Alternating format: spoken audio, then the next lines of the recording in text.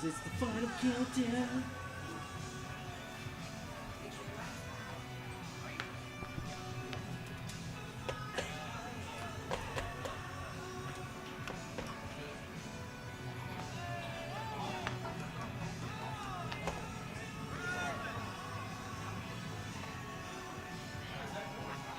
I can't hear you.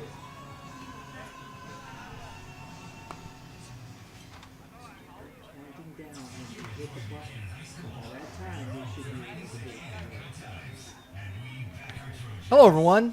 Welcome out to CarSheild Field for today's G.A.C. Central matchup between the Fort Zumwalt North Panthers and the Fort Zumwalt South Bulldogs. Oh, we got the crew out there, Marquez and Rick Hawkins. I've worked with both these guys.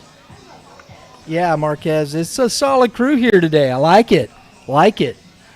And we're going to get some starting lineups for you. These two teams have already played once this morning. Carter Cox threw a complete game no-hitter already today for the Southsiders. That's impressive.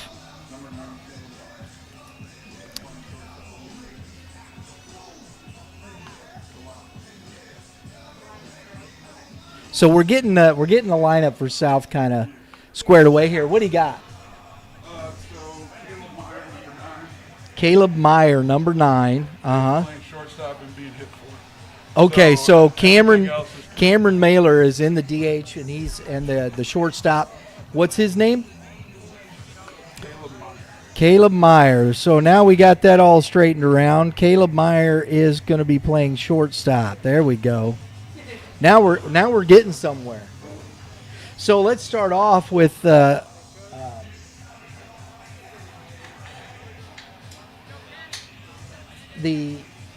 Panthers. We're going to get into this here real quick. I'm being joined today by by Kevin Mulder from Prep Baseball Report. You were at the game earlier this morning, Kevin. How you doing, man? Doing great. Got to see a good pitching matchup in game 1, and fun game. That was a close game till the final inning, and the South kind of pulled away there at the end. Yes, it is. It's on.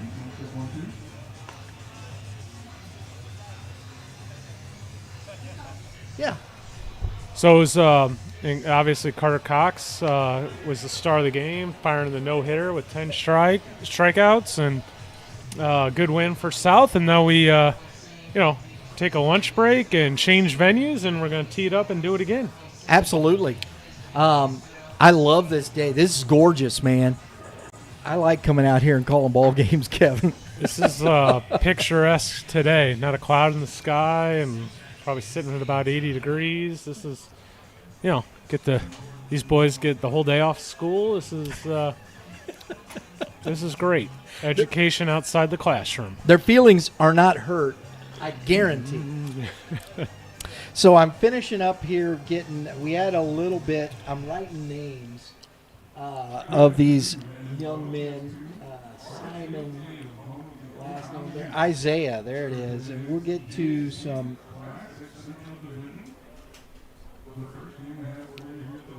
We're going to get some starting lineups for you once I get this. I'm very sorry, but we didn't have the normal stuff here because of some of the issues we had with these guys getting here when they did, and we didn't get the lineups till late. So, but we got leading off for the Panthers is Joey Linneman, who will be on the mound.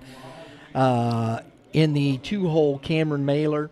In the 3-hole, Austin Bauer. In the 4-hole, Jackson Pullman.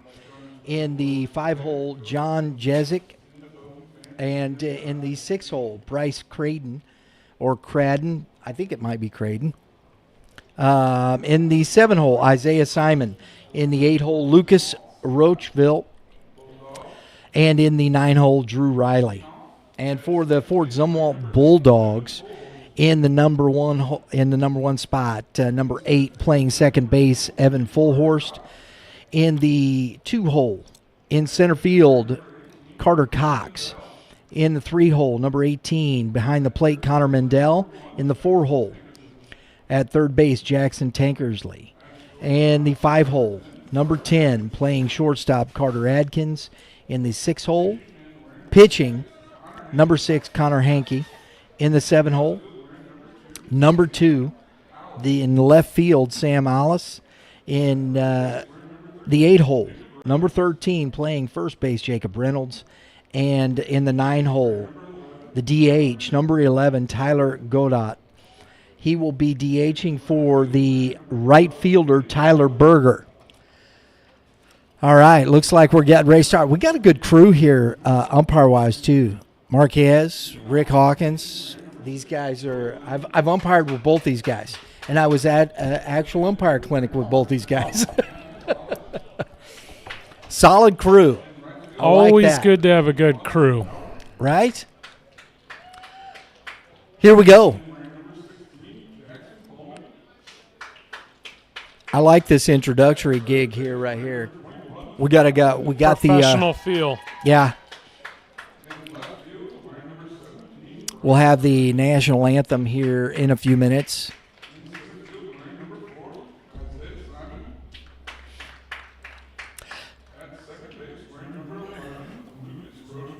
It's always tough. You don't get the crowd in the early because last night at 7 o'clock we had a pretty good crowd in here, Kevin. The 2 o'clock's a tough draw, but it's a catch-22. I'm sure the kids love playing it too, and the parents like that. That 4, even the 7 o'clock game, so they get a chance to get out after work. Absolutely. All right, time for the anthem. Oh, there we go.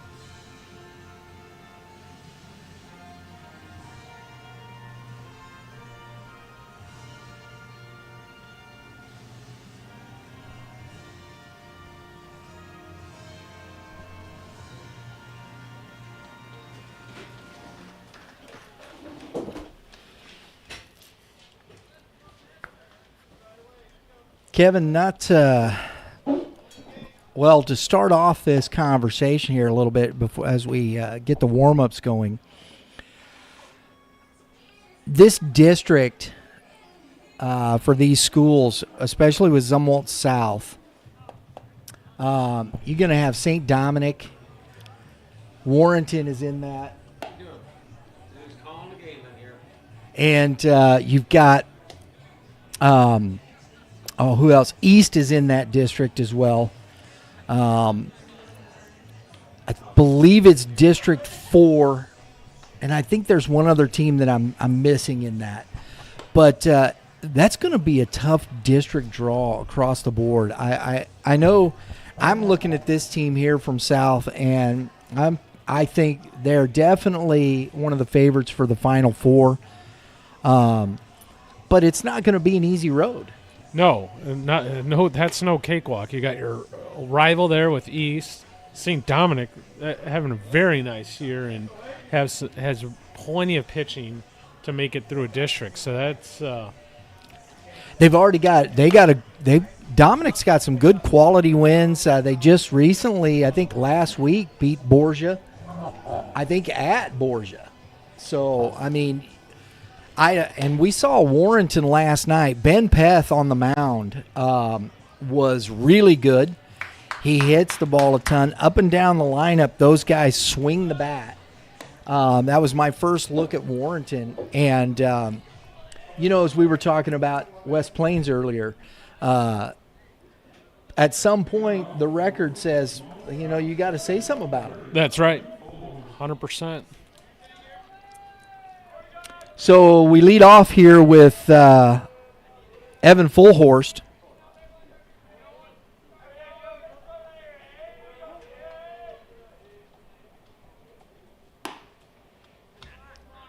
Takes ball one.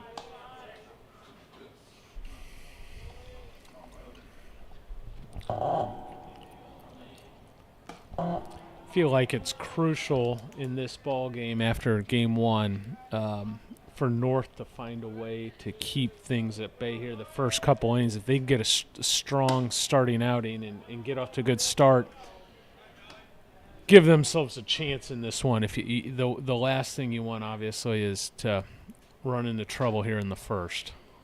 Linneman is 4-pitch walk to the leadoff. So that is not the start you want, definitely. See if he can settle himself down here. And Cox coming up. This is where I think Coach Friedel, he likes to bunt. He does, and yeah, we saw that in game one. They'll get the runners going. They'll steal. They'll bunt. They're going to put pressure. They're not just going to sit back and wait. They're going to try to put pressure on the defense. Oh, excuse me, 1-0. 1-0. That's a strike on the corner. 1-1. Now you, what do we got here with Joey Linneman, Kevin? Quality left-handed pitcher. It's good. Typically throws strikes. Obviously, didn't start the game that way, but hopefully he gets settled in here. He's got a good arm and high pitchability. I like this matchup. They saw Lohman in the first game, which is a very firm, 6'4" right-handed pitcher. Now we're kind of going the exact opposite, with more of the pitchability left-hander. So I like how that sets up for North here. There's the bunt, and it's foul. 2-2. It's a tough look on a hitter. Those are exact opposites. You see one thing there for 5-6 innings, now you're getting the exact opposite. In game two. The spin coming out of a lefty, it's different, and looks like he's different. Significantly different than Lohman's. Is Lohman a high 80s guy? And the runner goes, and the throw down. It's a good throw, but it's on the wrong side of the bag. Wasn't a bad throw. No, good throw, good jump. Lohman was 86-90 today. Okay. Pretty much sat 88, 89. Coming out of a 6'4" frame, too, so it gets on you a little bit. Bunt still is in play here. That's ball 4. So 2 leadoff walks, or 2 walks, excuse me, to start this game. And Linneman's in some trouble with the big catcher, Connor Mendel, the NIU commit. And this is not the way you want to start this game after you came off that game this morning. Mendel, boy, he can put a charge in the ball here. It's inside, ball 1. Tankersley on deck.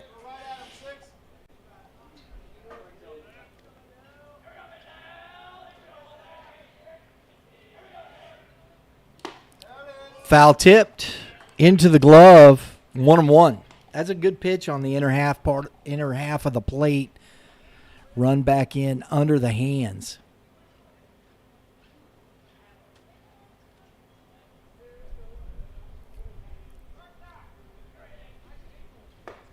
Another pitch, same spot. Strike 2, swings right over it. So Linneman finally ahead in the count.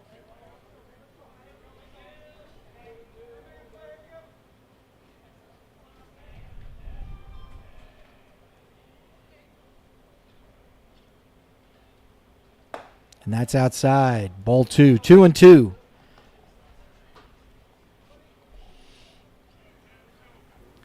Beautiful day out here at the ballpark. If you happen to be listening, watching, whatnot, and you can get to the ballpark, it's $5 to get in.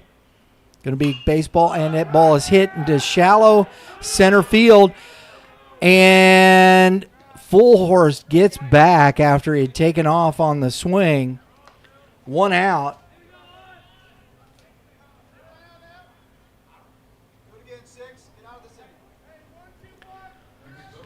2 on. Tankersley hitting .383 on the season. I like the on-base percentage, .491. He's got 20 runs, and that ball is hit to center field again, going back on it, makes the catch, Fullhorse tags, and gets to third base. 2 outs now after back-to-back fly balls to the center fielder.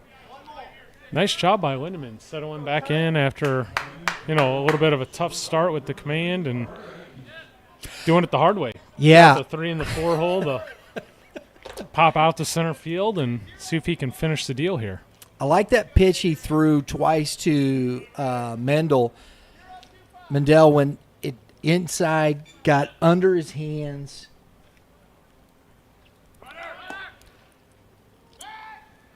Woo! Nice job by the third baseman over there. And that's South putting, constant pressure. First and third, you can almost guarantee that they're going to get something going with either the running game or the bunt game. 2 outs, obviously, they're going to lean more on the running, and as they swipe second base right there. Carter Adkins at the plate. Takes ball 1.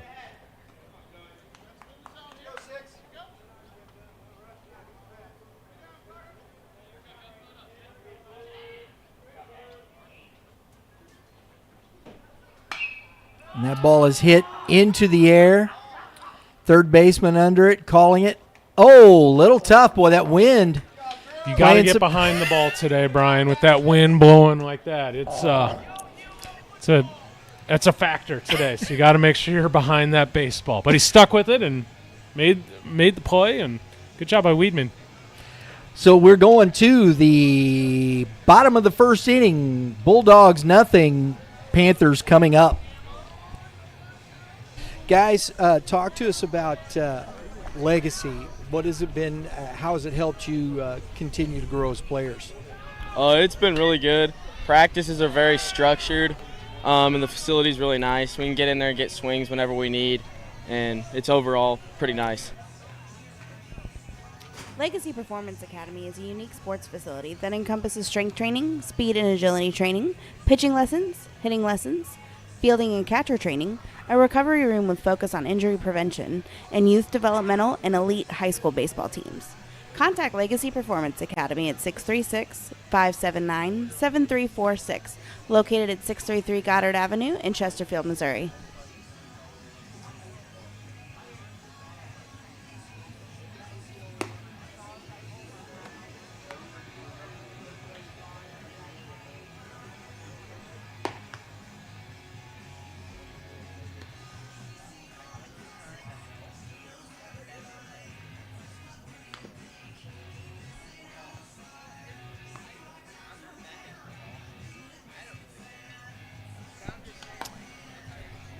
Connor Hankey on the mound for the Bulldogs. I've seen Carter Cox pitch a few times.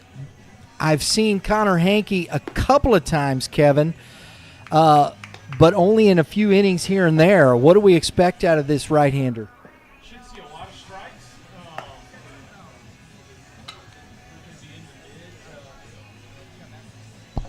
You're going to see a lot of strikes. He's going to be in the mid-80s and can work upwards into the upper 80s. And very steady, rock-solid pitcher. And a huge part of the reason why South has a lot of success is they get consistent pitching. And behind Cox, this is 1B, as Coach described. I thought that I was think accurately as well. And he gets ahead. Joey Linneman leading off here for the Panthers. Takes strike one.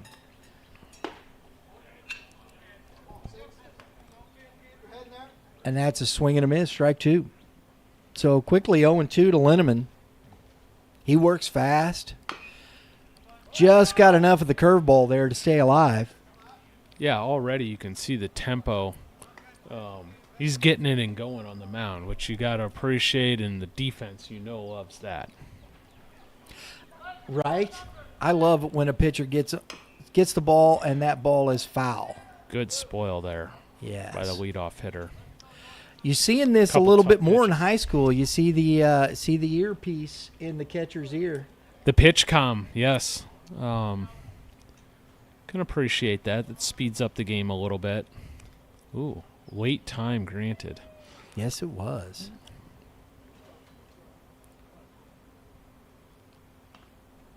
Ooh.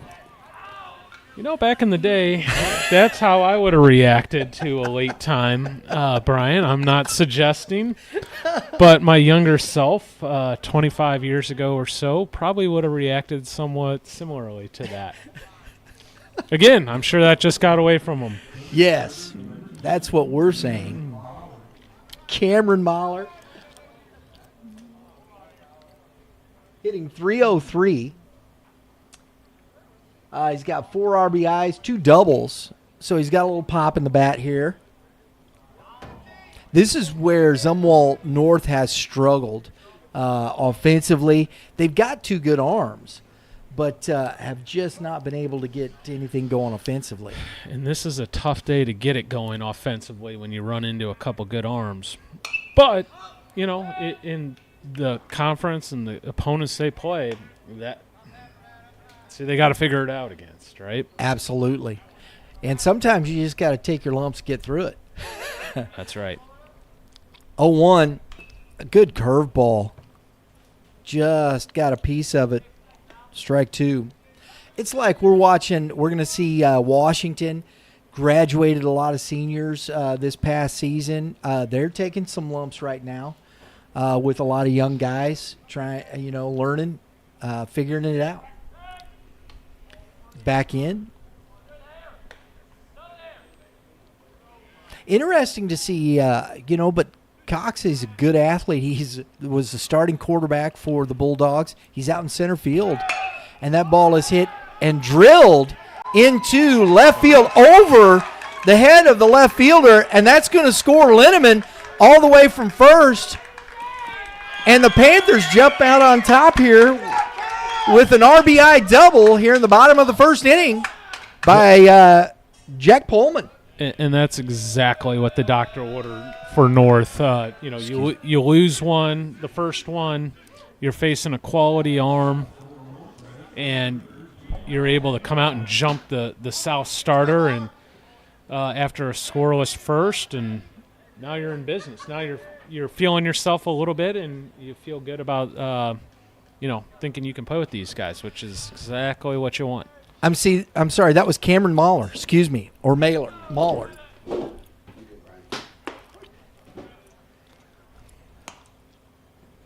Oh, we're going to need to get another chair in here, folks. Yeah, we're going to grab a chair. Mitch jumping in the yes, sir. We got you ready.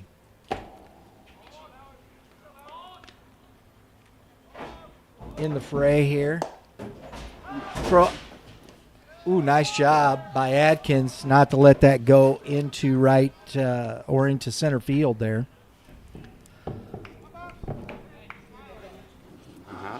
He's hot. Joining us now is the Ginger Man. I feel like it's a little cannibalism with the orange microphone cover. It's you, baby. 0-2 now. It's Brian's favorite color, orange. That's why he kept me on the show. Exactly. Job security, Mitch. I love it. I just got a haircut, though. I'm flanked by some good dudes here today. Mitch Thomas from the hitting zone. Ball's in the dirt. Nice job. I like Mendel behind the plate. He's just athletic, big arm, just fun to watch. And Kevin Mulder from Prep Baseball Report. It's going to be a fun day. Mitch, Connor's back there catching both games of this doubleheader. I like it. He's out. Oh! Got back. I thought he was out from here. So right there, when you got a daylight play on, you got to use a spin move and not an inside move. And that's the difference between safe and out right there. You use the inside move, which gave him a little extra time. You use a spin move, you get that guy.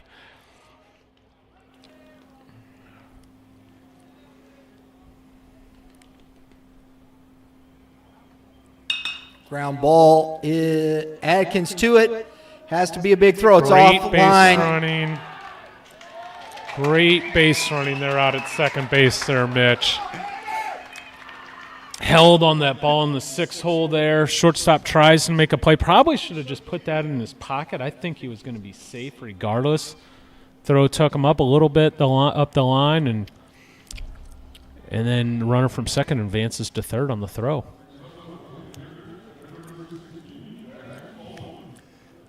All around there, though, you like the play by the shortstop, great effort, and then that first baseman coming off the bag.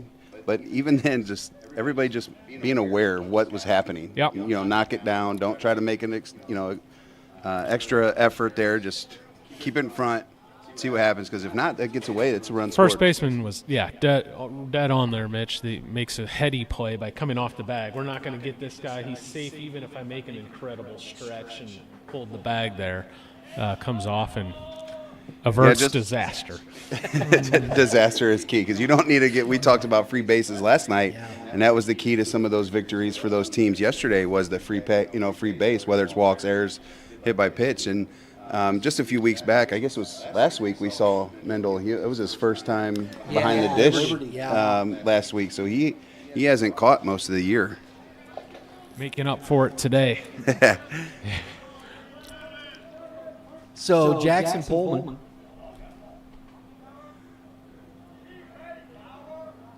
No outs. Stays in.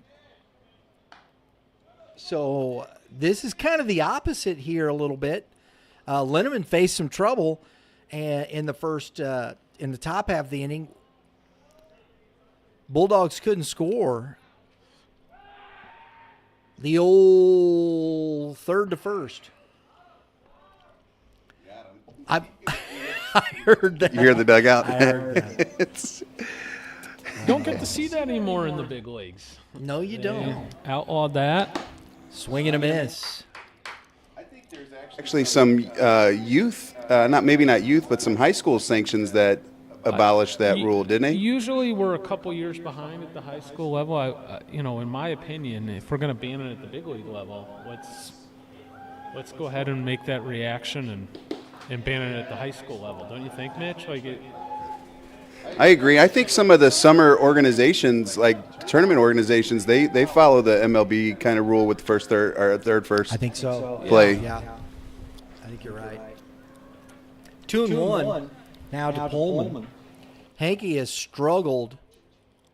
And a ground ball back up the middle. Looks like a double play. Dude. Oh! And couldn't pick it. And, that comes right back. A nice throw. And he's going to be out at second. The run scores, but we got kind of a double play. Kind of a double play and some – I don't like to be critical, but some poor base running there. Because that's a brick the wall. runner on third, we had runner at first and third, nobody out, and the runner at third didn't break on the tailor-made double play. Finally broke and scored, and then the overthrow at first base, and that ball kind of caromed off the brick wall, and that's an easy play. His first baseman tossed it to short, and they had him out by 8 feet probably. Yeah. Ball one. But North plates a second run, and now you take the glass half full approach, and you got 2 runs, and you've jumped over South in the first inning. Absolutely. And it's 2-0. And you kind of let Hankey off the hook a little bit there with that. Yeah. Ground ball, big hop, got to cut it off. Nice job by Tankersley over there. Third out. Good read by Tank there. So we're at the end of the first inning with score now. Panthers 2, Bulldogs nothing. What better feeling than watching your son or daughter pitch their best game, catch the game-winning out, or crush a stand-up double? That comes with talent and long hours of hard work that got them there. That's exactly where Legacy Performance Academy comes in, matching the hours of work, drive, and dedication to help your athlete build a legacy that lasts. Contact Legacy Performance Academy at 636-579-7346, located at 633 Goddard Avenue in Chesterfield, Missouri. Yeah. Tough first inning for Zumwalt South there. Again, we talked about it yesterday. Avoid those free bases. You're allowed one, right? Right. Maybe one or two. But as you saw, it was 3 or 4.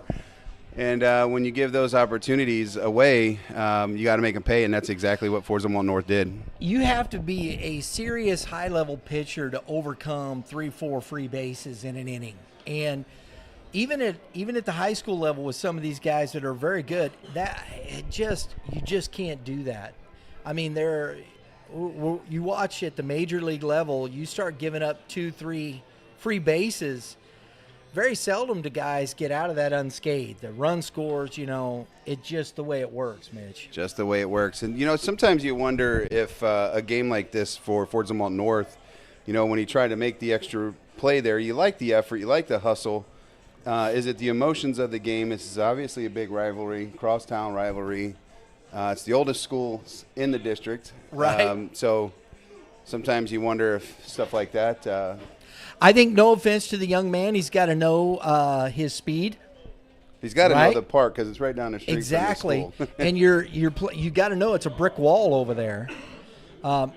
Understand if it's going to pop over, you're going to get the bag anyway. Hold the bag. You're still in good shape. You only have one out in the inning, and that's just some awareness sometimes and learning how to do that. All right, so we're leading off the top of the second inning. Got to put my glasses on. The pitcher, Connor Hankey. 1-1.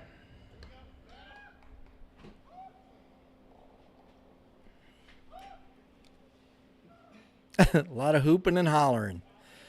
A lot of hair. 2-1. They were hollering at me when we were down there live earlier. They was over there in the dugout giving the cat calls. Yeah? Well, not cat calls, but that. I'm sure you're used to the cat calls, Brian. You've had to deal with that your whole life, haven't you? He said it, not me. Man, he said that. Still got it, don't you? Yeah, Well, at least from my wife, that's good. And a strike at the knees, 3-2. The one that counts. That's right. Good answer, sir. Good answer. Exactly.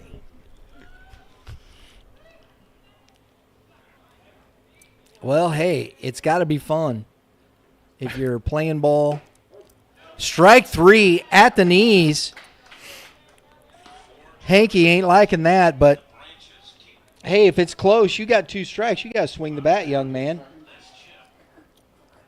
Yeah, and that was there, and you're going to want that one when you're on the mound, too. Right. So, careful. That's a free lesson for the young man. If you're pitching that day, you just nod your head and head back to the dugout and put that away and make a note of that, and I'm going to hit that spot next inning, right?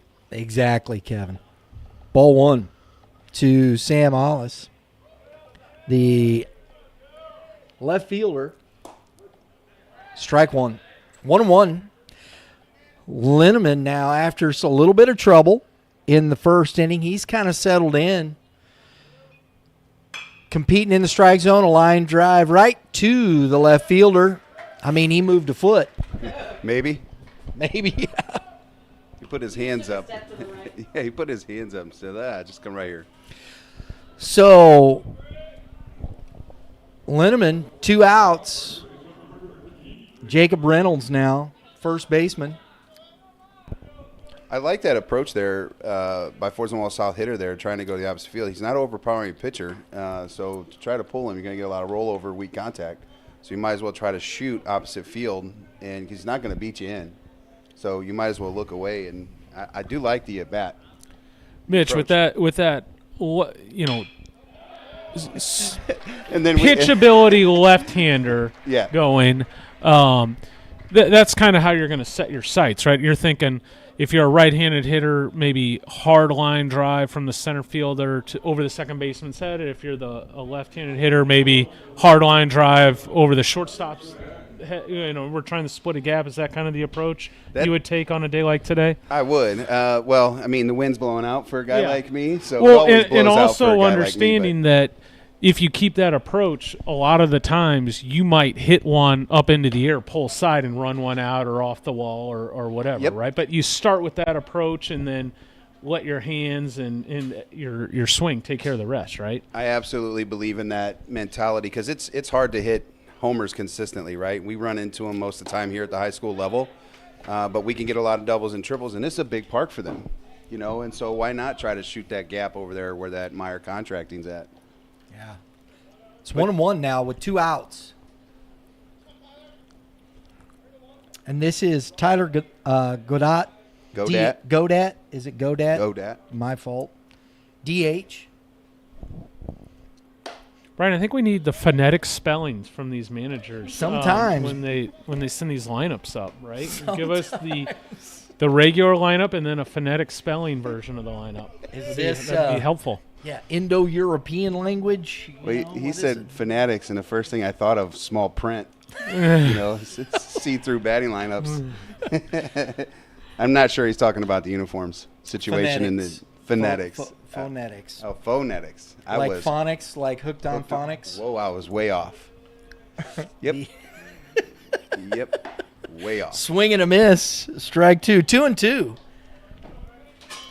So the single, I thought I was going to get hit in the head for a minute. I'd have Mitch. saved you. I got good hands for a big guy. And the runner goes. There you go. Whoa! I hope everyone's all right. I hit him in the gut. I think it did. Or to through hit that in, netting. Hit the netting. Yeah, then hit him in the gut. netting. As a late swing on that. He's not going to beat you. So I like that. It's the theory. Yeah. See it deep, see it deep, see it deep. And you can even take the inside pitch up and in and still hit that same approach to right side. And he's choked up a little. Stay short, right? Don't try and do too much. Take what they give you. Right. And I think we see that a lot at the major league level now. Big swings with 2 strikes. And you're like, guys, come on. Big league baseball is almost a different sport, but it's definitely a different game than high school baseball. When you got a guy that can hit the ball out of the ball yard on a routine basis, and we're projecting out over 162 games, sometimes it might make sense for Nolan Gorman to take that same swing. These guys have to put the perfect swing in the right conditions to hit 1 to 4 homers during the high school season. So it's a different thing, and their bodies aren't. They'll get there one day, some of them. But yeah. There you go. Folks, we're going to the bottom of the second inning. Score 2-0 Panthers. Guys, talk to us about legacy. What has it been? How has it helped you continue to grow as players? I feel like they've been helping my knowledge in baseball advance from where it was last year, and helping me know my swing and know my mechanics better than I could anywhere else. Legacy Performance Academy is a unique sports facility that encompasses strength training, speed and agility training, pitching lessons, hitting lessons, fielding and catcher training, a recovery room with focus on injury prevention, and youth developmental and elite high school baseball teams. Contact Legacy Performance Academy at 636-579-7346, located at 633 Goddard Avenue in Chesterfield, Missouri. Yo, Marquez.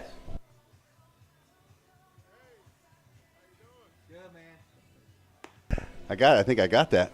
just turned the microphone on right at the right time. Yes, you did. I like what Kevin was talking about there, just in general, what you have to do, kind of what you should see at the high school level versus everything else. It's what got you there, or what gets you there, what gets you seeing the next level. Unselfish baseball, right? And hitting behind runners, the sacrifice bunt, trying to just take what they give you. So if they're going to keep you outside, which 70-80% of the game in high school is pitched out there. I think the accidents happen inside, but most of the games pitched there. You might as well take what they give you. Quickly, 0-2 to Bryce Creighton. Quickly, 0-2 to Bryce Creighton. 3 more times. 1-2 now. If we had another person, we'd control it for you, but sorry. You're all right. I got caught up in Mitch's commentary, man. I was like, that's good stuff, bro. I was just piggybacking. Oh, good pitch on the curveball. See, and that is what you were talking about, Kevin. You're going to want that pitch as a pitcher. Yeah, absolutely. Yeah, I mean, you gotta be careful when you're hit. I get it. The emotions are gonna run during the battle, but Isaiah Simon, number 4, grounds the ball in the hole. tough play. Oh, and under the glove of Adkins. Looked like he slipped a little on the turf there, guys. Yeah, I was trying to get around it. He needed to, he was playing that correctly. Just foot gave out on him a little bit. He had to get around that ball to make that play, which was the right play. Just slipped. It happens. I think it hit a pebble. Might have One of those rubber tires took a bad hop. They didn't cut that one. That must have been a BF Goodrich or something. Navi tire. So that brings up Lucas Rocheville. Rocheville. It is Rockaville. No, Rocheville. And that ball is lined into the gap and is going to get down and past the outfielders, and that looks like it's going to score 1 run and a triple here for Lucas Rocheville. And Cox slid right into the wall there. A little dangerous, but, man, the Panthers coming out and swinging the bats.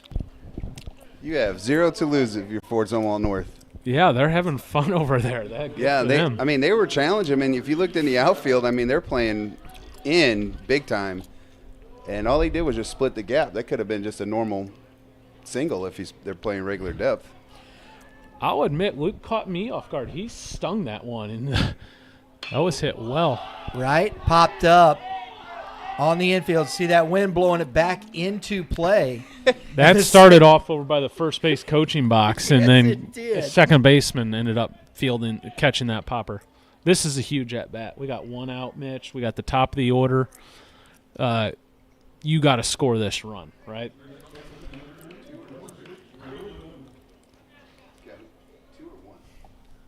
Two outs. 2 outs. 2 outs. That last at-bat was a huge at-bat. Less than 2 outs, runner at third. Now we're looking for a big 2-out hit. It's still a big at-bat. It's in a big at-bat. They say 2-out hits will get you to heaven. We'll see. Linneman was hit by a pitch and scored Make a play. Nope. on the single by Austin Bauer in the first inning. And we're already to the top of the lineup here in the second inning for Hankey. And this is kind of unusual for him. He's usually pretty struggling a little bit here. Good curveball for strike 3, and that ends the inning. But not before the Panthers played another run, and we're going to the top of the third inning with the score 3-0 Panthers.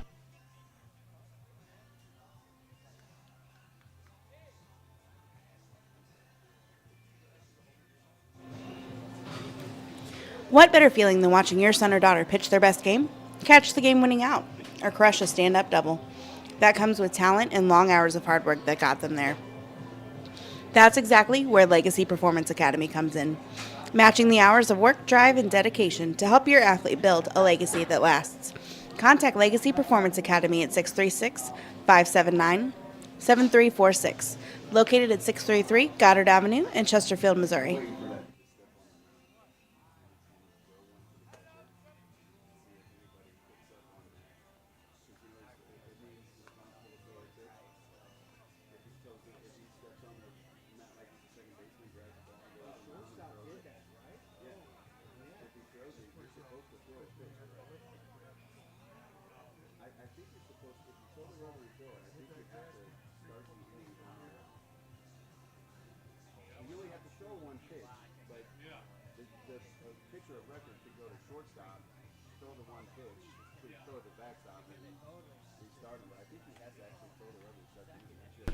That's one way. That's one way to come back for Hankey there, giving up that big triple there, and then coming back and getting the K at the top of the lineup. And as Kevin said, that was a big AB for North to try to scratch that runner there over there at third base. And of course, when you're standing over there, you can score many different ways, right? Pass ball, obviously, other things, but balks. But I think looking over at Fort Zumwalt South, they have to get their energy up. They are flat. And you can fall into that trap. They had the big spread in the first game, and then there's an hour and a half delay or wait in between games. Oh, we're so much better than this group. And now North is sitting there a little chapped that they took it on the chin in game one and come out with a lot of energy here in game two. Coming back. Oh! First baseman, number 21, John G.A.C, couldn't come up with that. Popped foul, and it blew back into territory. Couldn't make the play, so Full Horse stays alive. Leading off the top of this third inning, Carter Cox, we're back at the top of the lineup. So this is some dangerous times here for Linneman. Pops it up again, out of play this time. If he can get through this lineup one more time and keep them at bay, I think North, may have that, get some momentum. Boy, he threw his hat off there trying to make that pitch. I'd like to see some staples employed in the hat game. Man, bobby pins, yeah, something, especially with that head of lettuce right there, Mitch. Yes, sir. That is a head of lettuce. I haven't had hair like that since I think I was in 8th grade. That was back in 1992. Oh, just got a piece. I just think that was the first time I listened to Bone Thugs and Harmony. Little thuggish, ruggish bone. That might have been 1994. Oh, man. It's 14. I was married by that time. And she was just born in 94, so I'm feeling pretty old right now, Mitch. Thanks. Yeah, you should. Outside. Ball one. 1 and 2, or excuse me, 2 and 2. That was a good time.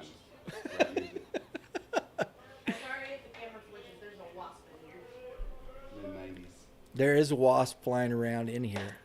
Couldn't get on top of that curveball. 3 and 2. This is a big pitch here, I think, for Fort Zumwalt North here. If this is a deep count, and so if Full Horse can get on base here, that might set the tone for the rest of the inning. Pops it up. Pitch. Foul. Heads up. Bang. Hello. Got him. Hello. Hey, Coach Reeder. How we doing, sir? I ordered that specially for you, sir. We're gonna get you in here, chat it up a minute here. Give us a minute. We'll get you there. Ball 4. Oh my goodness, that's a great at bat by Full Horse. He earned that walk. Yeah, I like how he looked at his dugout and said, "Let's go, let's get it going." Right. Trying to light a fire here. Yeah. Job of the leadoff hitter.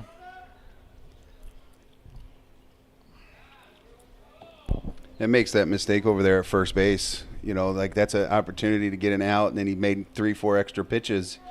We talk about that all the time, saving pitches, and that's how you get them out early, by making mistakes.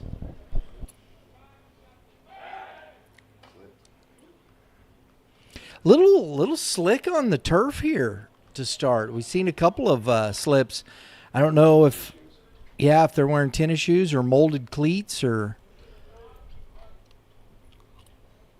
a little pitch out.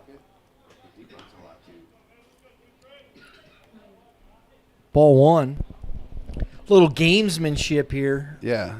I like the approach there by South, trying to, hey, let's go scratch one here. Win the inning, right? Top of the third, win the inning here. Get one, get two.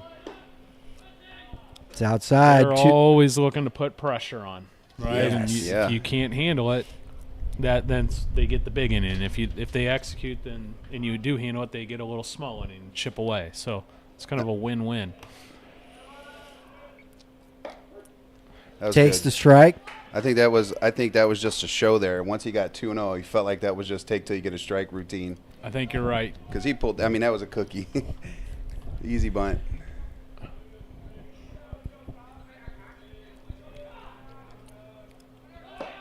Runner goes. Good throw, but he's safe. That's a nice, well executed on both sides. I like the catcher's arm. He's got a decent arm. Yeah, known JP for a while.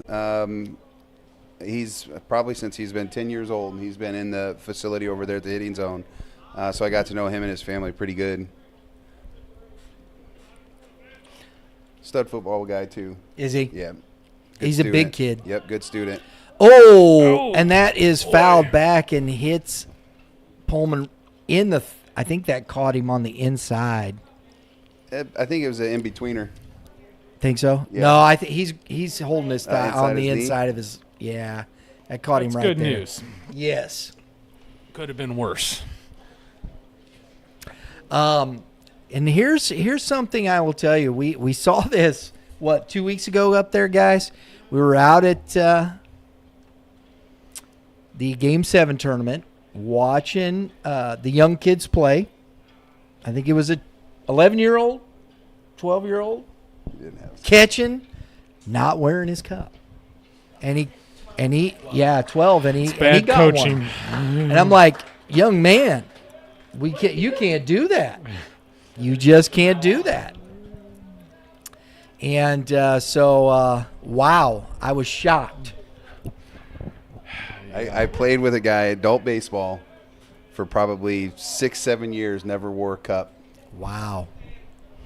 I mean, we got guys throwing well with good pitches, guys that pitch professionally.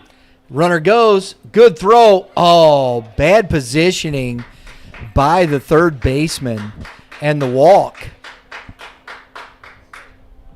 I kind of like that a little bit there by Fort Zumwalt South. See how he's feeling?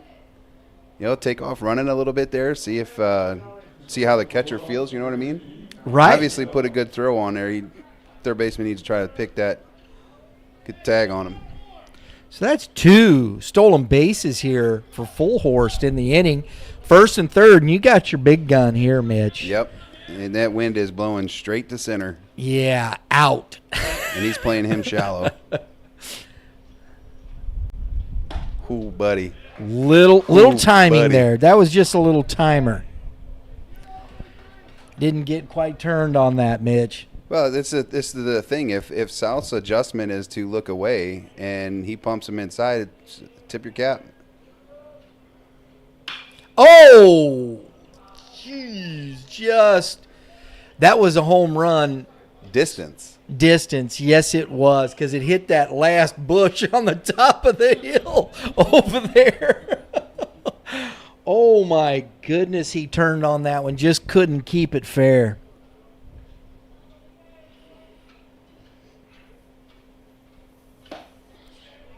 Good pitch. He laid off.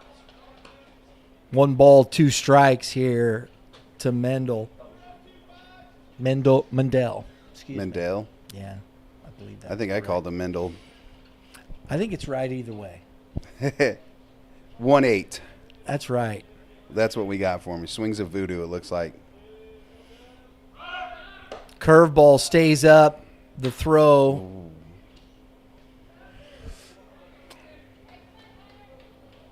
Two and two. The stolen base from Carter Cox.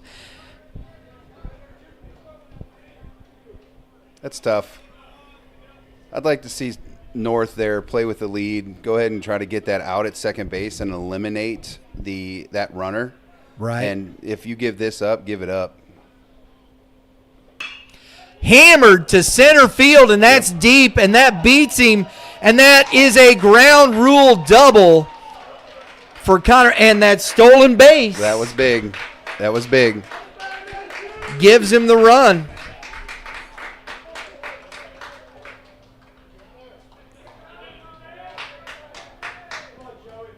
So that extra base there.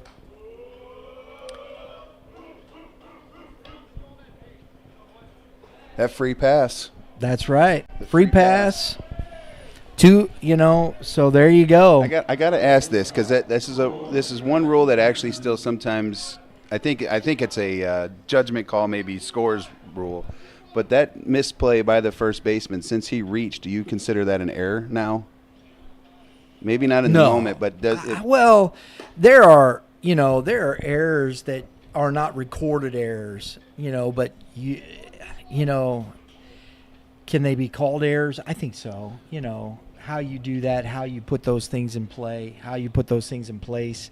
It's tough when you have those situations. It's not a recorded error, but you got to make those plays, right? Yeah, I've seen, and the reason I'm asking is because I've seen it in the big leagues happen, where like a infielder will miss a foul ball. No, that's not an actual error. I've seen it recorded on the scoreboard Really? as one. Yeah, that's why I asked. I've never seen that. Because he gained first base after the mistake. Yeah. And so it wasn't recorded an error unless I missed something somewhere else and they didn't talk about it. Yeah, because that is not. Anybody out there help me? Tankersley fouls it off. 1 ball, 2 strikes. Tankersley got an opportunity here for another RBI and get this game tied. There is no outs, and this is one of those situations here that South will put a lot of pressure on you as a defense, and they have big bats right here in this lineup. Boy, he was waiting on that and just couldn't barrel it. If it's high, let it fly.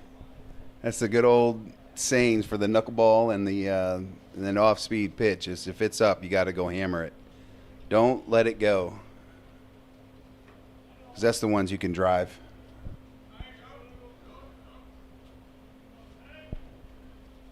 Inside, ball 2.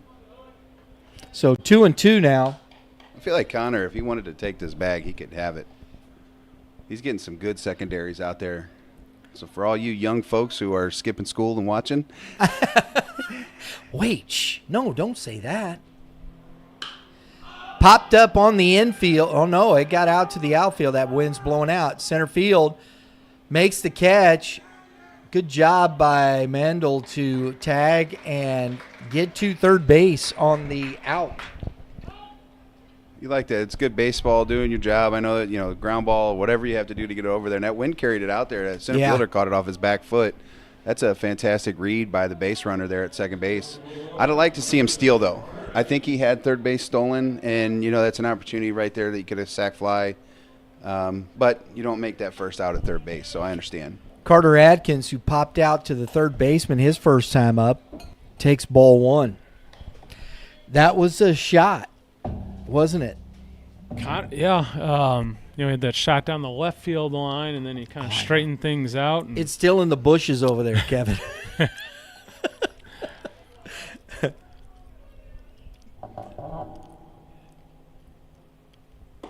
Swing and a miss. Strike 1.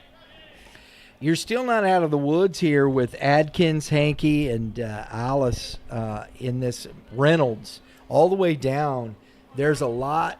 This is one of the deeper lineups in Class 5. There's certainly some depth to the South lineup. Popped up. It's tough play. But he's here. This is a Lindemann. tough play. Oh, and it's fair ball.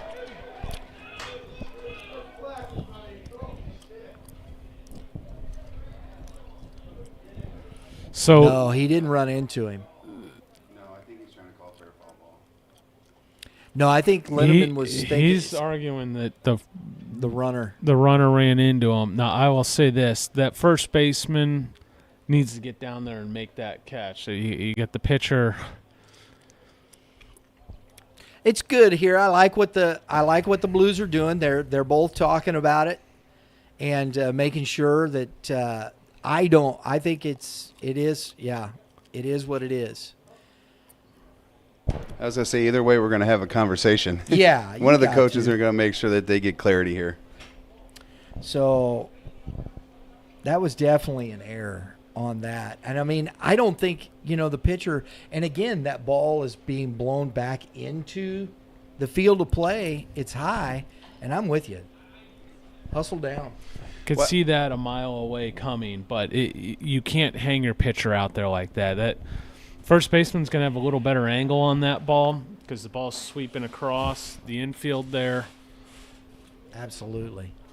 You never want to count on your pitcher to come make a play on a 5 or 6 second pop fly, 5-second pop fly.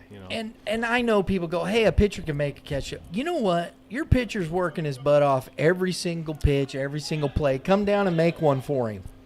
Exactly. Yeah. And there's certain guys that can do it, and I'm sure Weedman can as well. But he's on top of the mound. He's charging down, and like I said, that angle is much tougher for him than it would be the first baseman. Yeah, I thought there was a situation where that fly ball last batter was down the right field line that was kind of in no man's land. Yeah. And the first baseman didn't even take off, just kind of gave up on it right away. So it tells me he's not getting reads. He missed the play here. It was a can of corn. Second baseman made the play. He's got to be – there's a reason why we pre-pitch routine.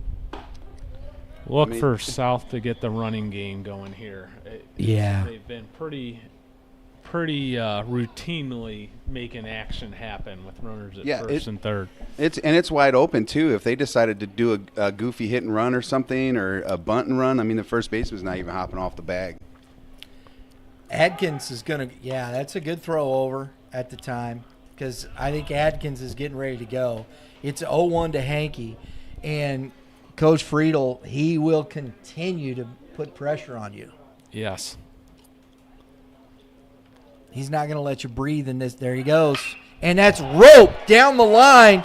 That's going to be a double for Hankey, and it looks like Adkins, he's waving him home and is going to score easy on the RBI double by the pitcher Hankey, and the Bulldogs take the lead 4-3, and there is still just one out in this inning. Hankey just said, enough of this. I'm going to help myself and get myself a 2-run double, and here we go, boys.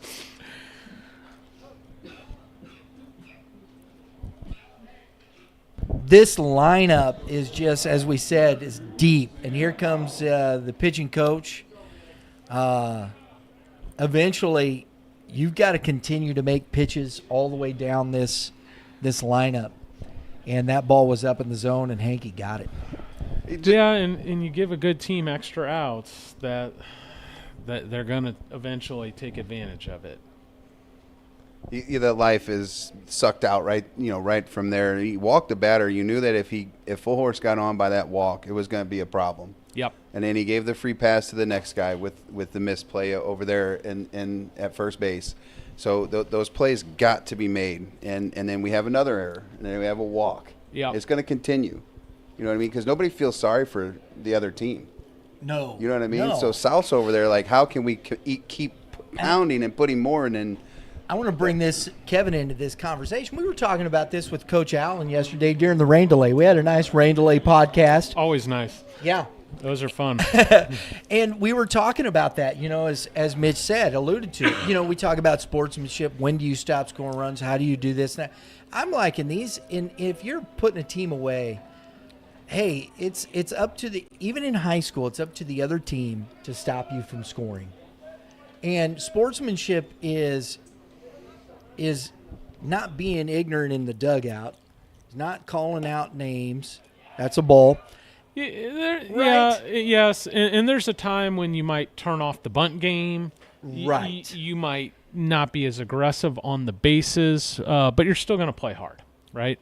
Right. You're still going to score guys on pass balls, on base hits. You got to still respect the game, play the game, and ultimately it's up to the other team. But I do think there is a line where, hey, maybe we're going to stop sacrifice bunting or bunting for hits or double stealing, But if it's full count, 1 out, probably still going to move the runners.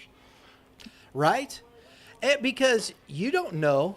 All of a sudden, your pitcher goes out and loses his mind, and there's 6 runs on the board. Seen wild things happen.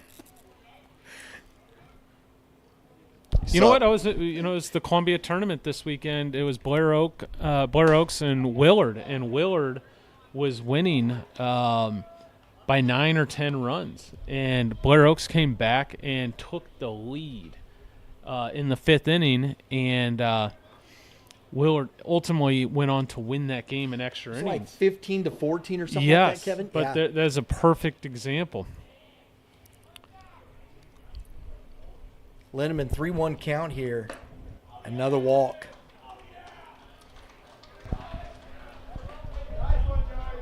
Yeah, you even saw that recently when Steven Matz was on the bump when he was in Arizona.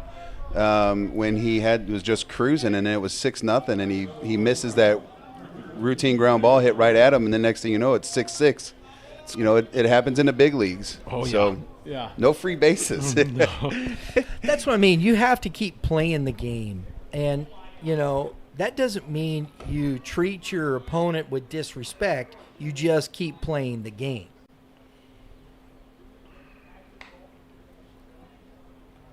Reynolds now is ball 1, and it looks like Linneman's even having trouble getting that curveball to work. So he's relegated to his fastball at this point, and that's a bad situation against this South team, Mitch. Yeah, I mean, just looking at body language alone, I'm pretty much, if I'm Ford Zumwalt South, I am sitting one pitch only. He doesn't have no confidence. He's upset. He's overthrowing. He's underthrowing. He's trying to spot everything up. I would just be, first pitch. If I get my pitch, I'm letting it eat. If not, I'm taking until I get a strike.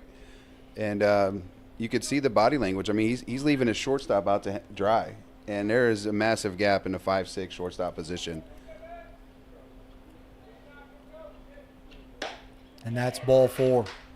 And they got nobody warming up down here. They have nobody warming up.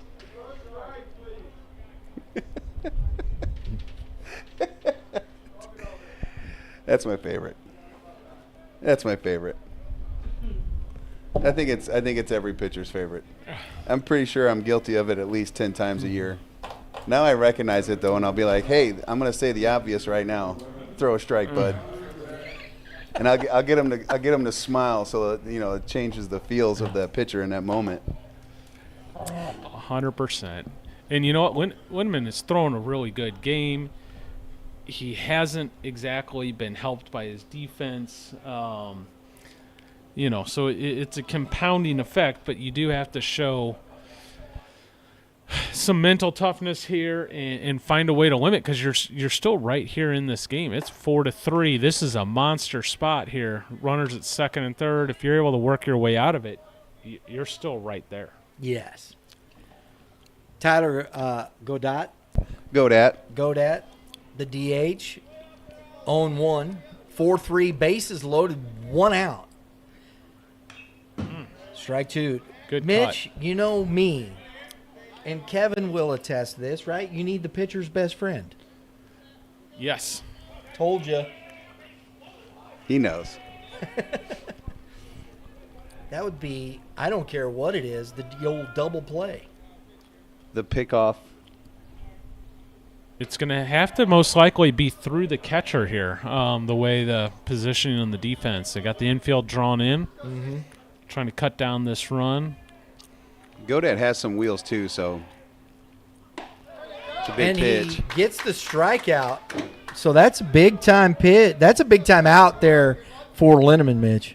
Yeah, I mean, right there, Godat's trying to do too much. Maybe take the risk when you got full horse up, but again, if I'm that bottom half of the lineup, I'm trying to hit the ball right field. Absolutely. We're going to try and get Coach Reeder over here between innings.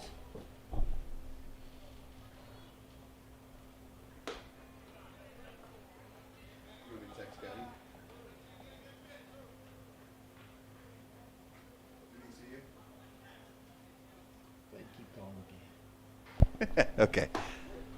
Here you go, right back. Fort Zumwalt North. This is a big AB. Obviously, 2 outs, bases juiced. 1-1 count for Fort Zumwalt North's starting pitcher here. Forrest did lead the inning off, I believe, with a walk. That is ball 2, 2-1 on full horse.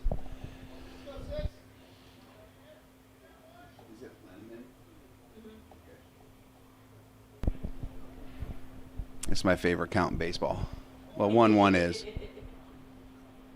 Oh, just missed. A little up. 3-1 off, 2-1 off speed. I think the you can argue with me if you like out there. The 1-1 pitch I think is probably the most important pitch that's out there, because you don't want to fall 2-1 because it changes some of the batting averages, if you will. If you get down, or if you get, as a pitcher you get 1-2, that hitter's about 160.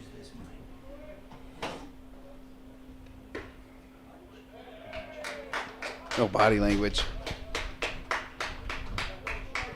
Fort Zumwalt North has someone getting loose. I can't see a number down there. So if anybody could see and can help me out on a number, would be fantastic. I can't see that far. What number are you looking for, Mitch? The guy warming up for Fort Zumwalt North down there in the left field corner. So the base on balls to full horse scores the run.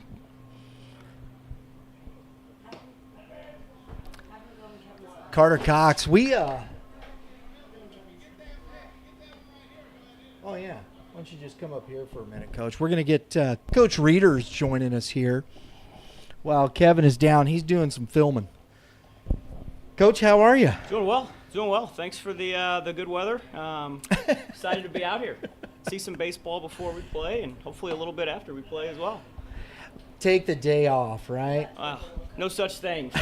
March 1st, mid to late May. There's not many days off mixed in.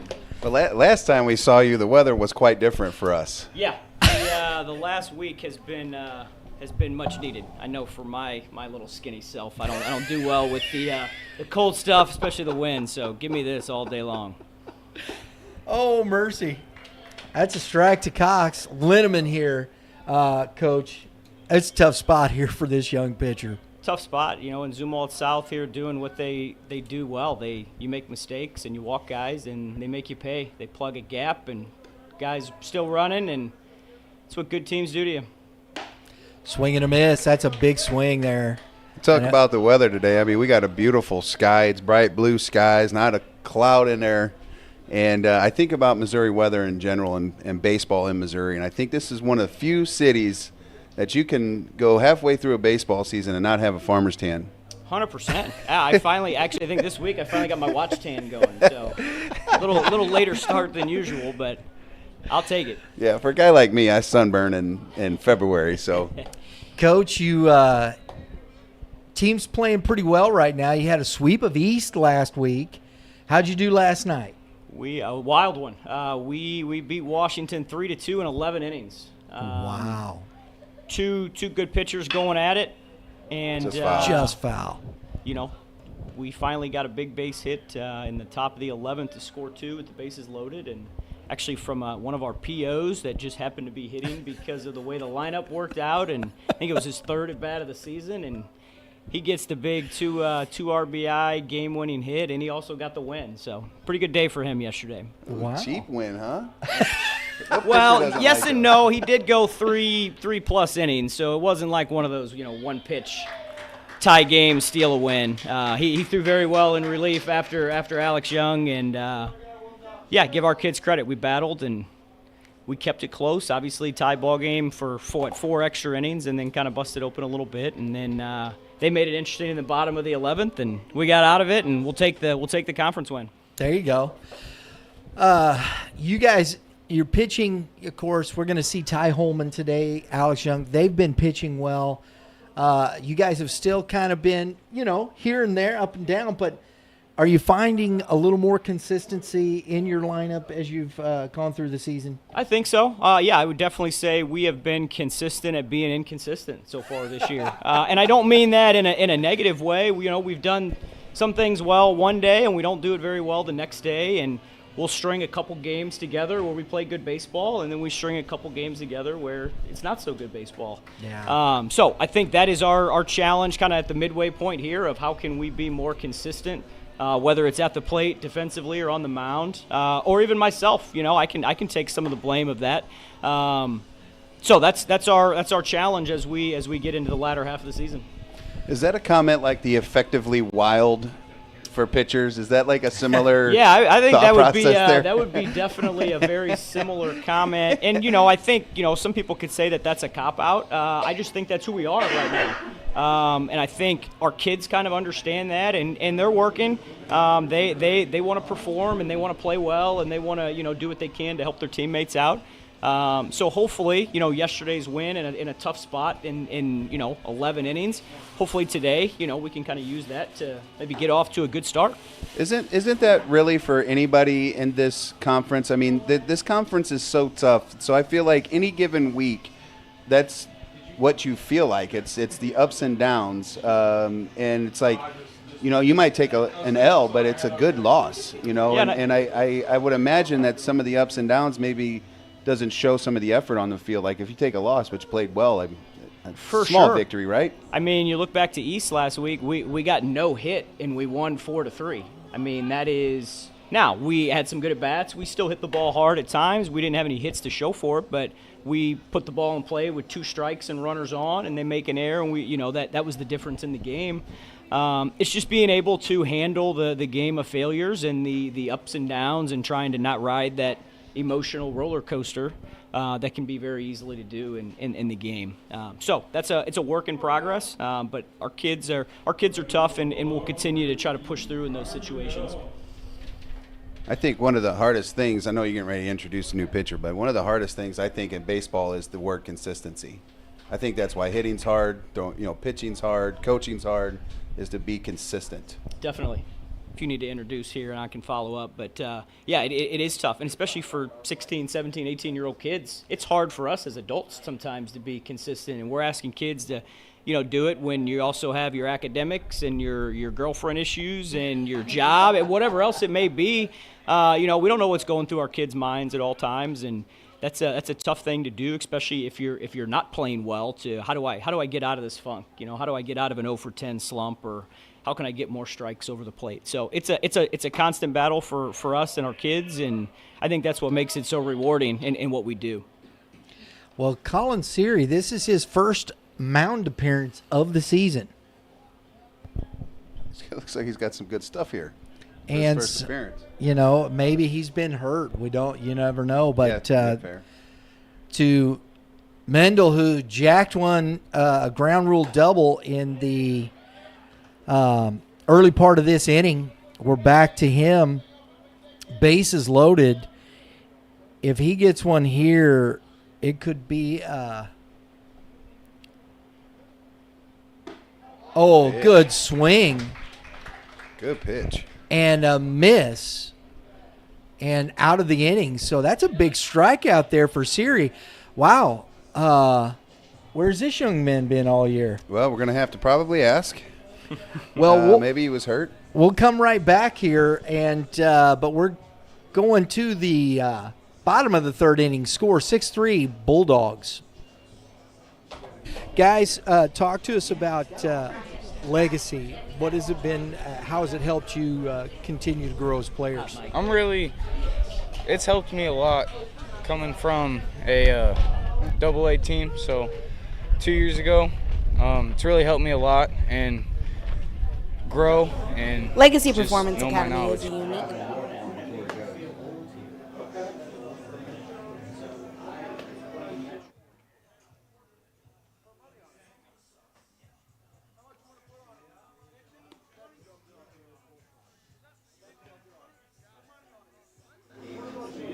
Legacy Performance Academy is a unique sports facility that encompasses strength training, speed and agility training, pitching lessons, hitting lessons, fielding and catcher training, a recovery room with focus on injury prevention, youth developmental, and elite high school baseball teams. Contact Legacy Performance Academy at 636-579-7346, located at 633 Goddard Avenue in Chesterfield, Missouri.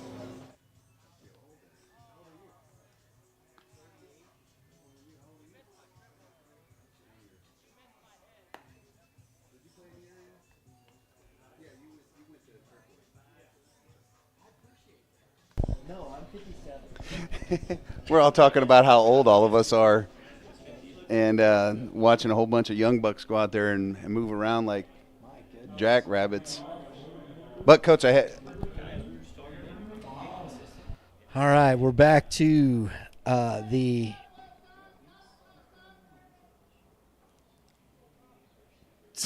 bottom of the third inning, leading off. Cameron Mahler, the DH, who scored one of the 3 runs there in the first inning for the Panthers. It's ball 1. Hankey back out. That's a long delay here, Mitch. Yeah, and I'm not. It's one of those. Did he need that one? You come out fired 2 balls, so what? There you go, 3-1. Yep. Might take him a minute. Is it 3-1? I thought it was 3-0. Or 3-0. Excuse me, 3-0.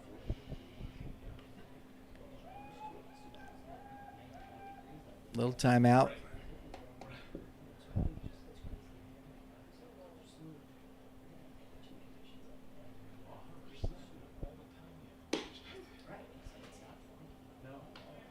Three-1.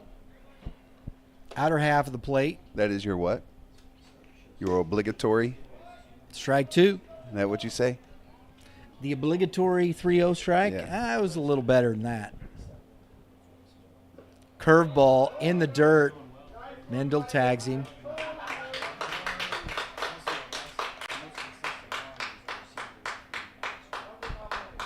After getting down 3-0, comes back and throws a 3-2 off speed. I'm going to go on a limb and say the batter wasn't thinking about that.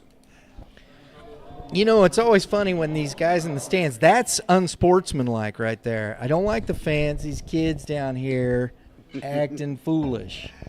It just wears me out. You want to root for your team, root for your team. But that's what we don't need in the sport right there. Don't make fun of the kid going back. You're sitting in the stands. Grab a bat and get up to plate. I like it. Ground ball. Nice job by Reynolds on the backhand. There's a whole lot of me that they paid to get in kind of thing. When you think about that's hazing, okay. About hazing, I think it's the choice of words that we're seeing in young people in this game that bother me. I think some of the stuff at the professional level gets carried away. Some of these things that people say, they're professional athletes. They are getting paid. You did pay your ticket. But goodness, man, have a little sense. You can boo somebody if they're just, oh, man, you stink. Okay. All right. You don't have to put one in the ribs? Oh, my goodness. Have you heard that, of course, as we talked about TikTok yesterday and learning the percentage of rain, but there's a young fella, I don't know, he's probably mid-30s, I don't know how old he is, but he's a San Francisco Giants fan, and it's like going around like 11 million views for he'll say something goofy. Close. Yeah. And it's like he'll say something like, your mom probably didn't hang your artwork up when you were a kid on the refrigerator, and then he goes, you bum. And I absolutely think it's hilarious. And that ball is popped into shallow center field. Back after it, the second baseman, Full Horse, makes the catch. And that ends the inning here. 1-2-3 for Hankey. That's a good job. And we're going to the top of the fourth inning. Score 6-3 Bulldogs. What better feeling than watching your son or daughter pitch their best game, catch the game-winning out, or crush a stand-up double? That comes with talent and long hours of hard work that got them there. That's exactly where Legacy Performance Academy comes in, matching the hours of work, drive, and dedication to help your athlete build a legacy that lasts. Contact Legacy Performance Academy at 636-579-7346, located at 633 Goddard Avenue in Chesterfield, Missouri.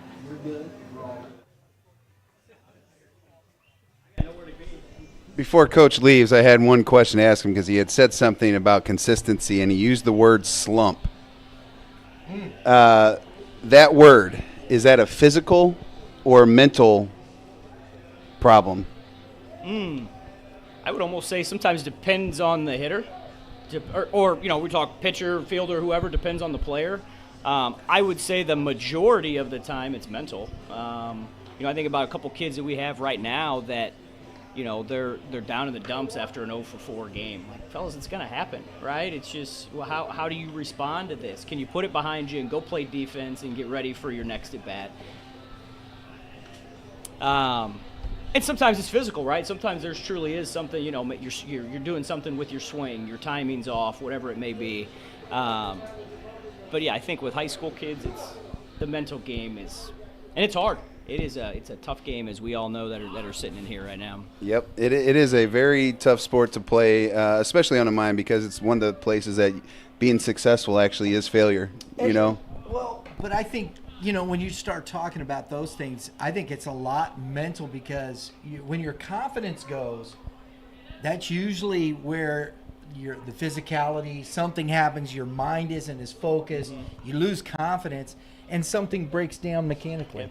Usually. Yeah, for sure. So I think the body, as I'm often to say, I believe this very much, the body follows the mind. And so if you're confident, you seem to be playing better. When you lose that confidence, things kind of seem to break down. Definitely.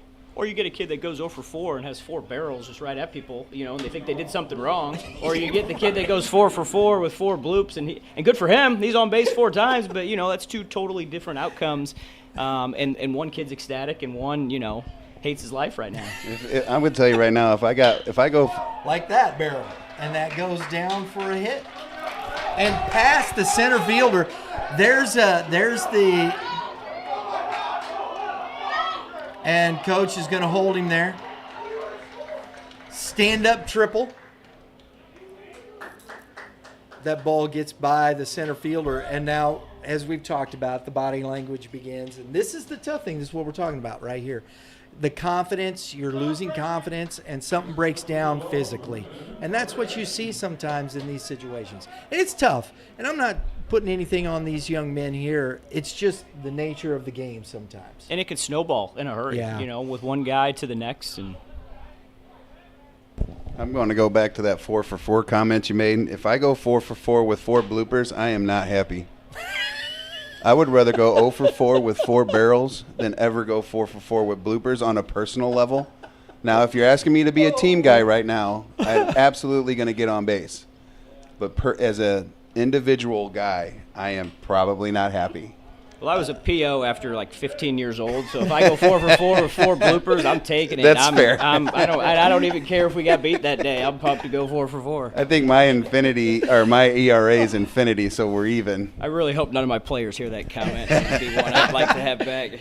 They're going to come be watching this, Coach, and they're like, "Do you hear what Coach Reeder said?" No, they need to hear that, because that's some things he had to go through, and this is why you're a PO, young man, because you cannot hit. That's right. I couldn't get it done. That's right. Just keep the pitching chart and chase foul balls. Yep. You'll do just fine. And he knows who brought the fans to the stands. Nobody came to see a gem of a game on the bump. I do. I love that. That's because you're the dad of a pitcher. Well, exactly. I like that before then too. I like those 1-0 games too. It's in and out. In and out. Yep. Somebody dealing. First time I got to see Mark Mulder in St. Louis. We were playing the Mets, and I had some of the best seats I ever had in a Cardinals game early on. Now I can afford some different kinds of seats, but I'm sitting down there in the left field corner thinking, man, we're going to catch foul balls. We got Mulder going. Whoever the Mets had, it was a good arm. It was a 1-0 gym. I was so bored. There's nothing that happened. I was like, we're leaving. But I look at MLB baseball as entertainment more than I do in the game. If I'm going to try to evaluate the game, I sit at home. I like it way better at home. And listen to the announcers talk about some of the situations and stuff that they miss out on. I think that's what we as young people need to encourage, or like as coaches need to encourage our young people to watch more baseball. Yeah. Because you learn a lot from, watching the game. Yeah. And the bathroom line's a lot shorter at home. Well, that you save a lot of money. Yeah, there's a lot of perks to watch. I used to live in St. Ann, man. See right there. I like the pressure. Coach hadn't stopped. There you go. Stolen base. Run scores. I don't know if you know much about St. Ann, but they're notorious for 2-bedroom, 1-bath. So if there was, we used the tree outside. I actually grew up in Overland, so I am familiar. I had grandparents live in St. Anne, so definitely familiar with. All right, so now we're talking about a Rittner kid. I was a Rittner kid, kindergarten, first grade. So you moved out. Where moved did you? Out, moved to Parkway, and then was a Parkway North grad, 2003. All right, so now we got to talk because I'm a. Oh, nice stab by the first baseman play. and doubled him up. Nice job. That's good defensive play. That was sharp play by the first baseman out there. Heads up. I graduated from Rittner in 1998 and grew up on the corner of Charlotte and Wyndham. Okay. And then my significant other is from St. Anne, and so then we moved in after we got back from college. But you know where that is? Do you know the Shipley family? I do not. They grew up on the corner, caddy corner from me. Okay. So I lived off Meadowbrook and Brown Road, right across from Brown Elementary. We're going deep. I would say this took a crazy turn here. We're going deep. We're just crazy turn. Watching baseball, talking. Hey, if you're with Mitch, hanging around Mitch, you never know where the conversation. I ran that neighborhood. I mean, I was all over that place. There was a lot going on. There was a dance studio right down the street from his house, right down on Argyle. Hey, it might be time for me to leave the booth here. We might need to get back to. I don't know yet. Baseball. Man, that's I know a good you guys time. got a long afternoon here. I know you got to fill some time, so I'm glad I was able to partake in that a little. 3-0 here to all us. Well, good luck to you. Yeah, appreciate we're it. Thanks for having today. all of us out here. We appreciate all you guys do for youth baseball around the area, around the state, I guess. So thank you guys very much. Appreciate your time. Appreciate it. Thanks, Coach. Base on balls. Good luck today. Thank you. You don't know where Mitch is going to take you. Well, you know what's interesting as we talk about this young man that's at the dish with this is Reynolds, correct? Yes. Jacob Reynolds. Jacob Reynolds. I grew up at ABC Ballpark. Uh-huh. His grandpa Swing and a miss, strike was an one. important man up there at ABC, and Mel Pinkley, and so I know his mom really well from just running around the ballpark for years. Is that right? Yeah, she was a stud softball player in the It's area. all the same dudes over there at ABC still. It is. They're It's still still out there. there. They still sit out in that little spot out in front of the little rock Yes, house drinking indeed. their adult beverages and Yes, indeed. having a good old time. Because we've been out there the last 3 years with Billy Mayhall and St. Louis Youth Sports Outreach, the Home Run Derby, the Cops versus Kids, and it's the same guys, man. It's hilarious. Popped up, shallow Trouble. center field, late jump by the center fielder, and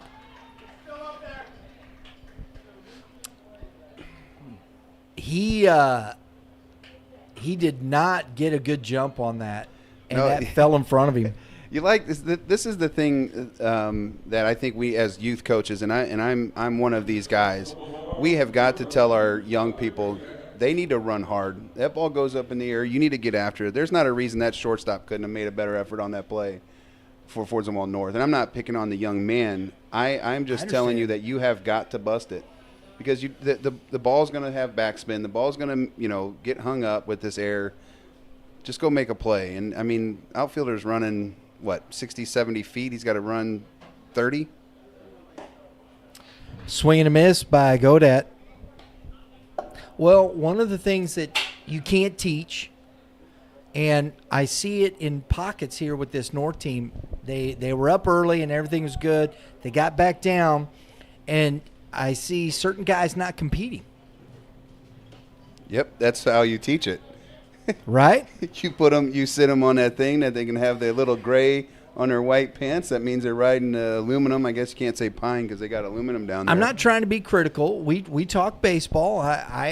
It's just a matter of this is where you learn how to compete. And we're not talking just at a baseball level. A lot of these kids may go to school for other things, may not play college baseball, this, that, but how do you keep competing when you're faced with adversity? And you're going to be faced with adversity in your job and everyday life. Swing and a miss. And I think these are the things that help you understand when it's not going to go your way, but you still have to know how to compete, how to put yourself in a position, a good frame of mind, And these are the life lessons we talk about as coaches. And the runner goes. Reynolds he did step off. Good job. That's all right. That's all right. You got a base open. We'll just commit to something. Yeah, and I think that's where commit to Reynolds. You can still, if he sends, he did a good job by not throwing in the ball at first. Well, how many outs are there? There are 2 outs. That's. Yeah, you could have get the out. Foul ball. But this is the difference between some of the top teams in the conferences and some of those guys in the middle. I think North has some good things happening for him. But this is a young man that hasn't had much time on the mound, and that could have rattled him a little bit, not knowing. Right.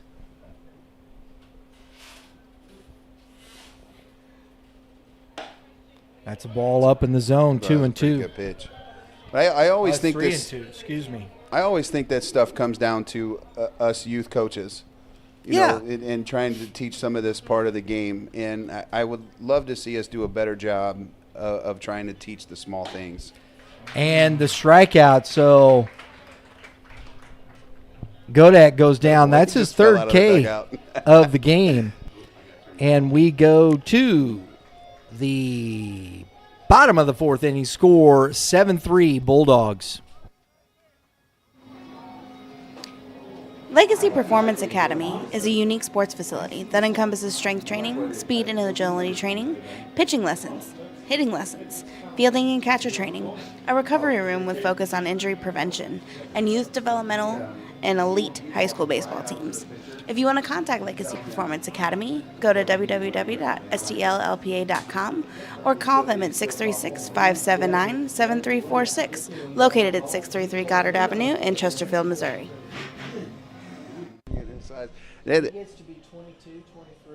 We're talking about after that inning, the young man coming off with the 1st and 3rd situation with 2 down.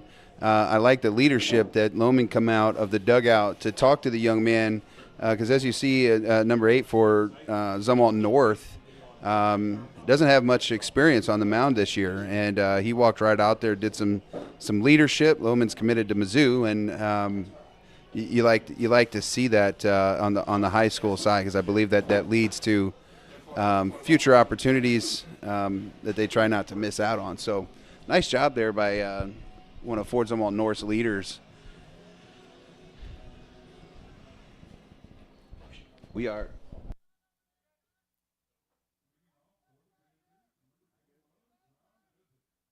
I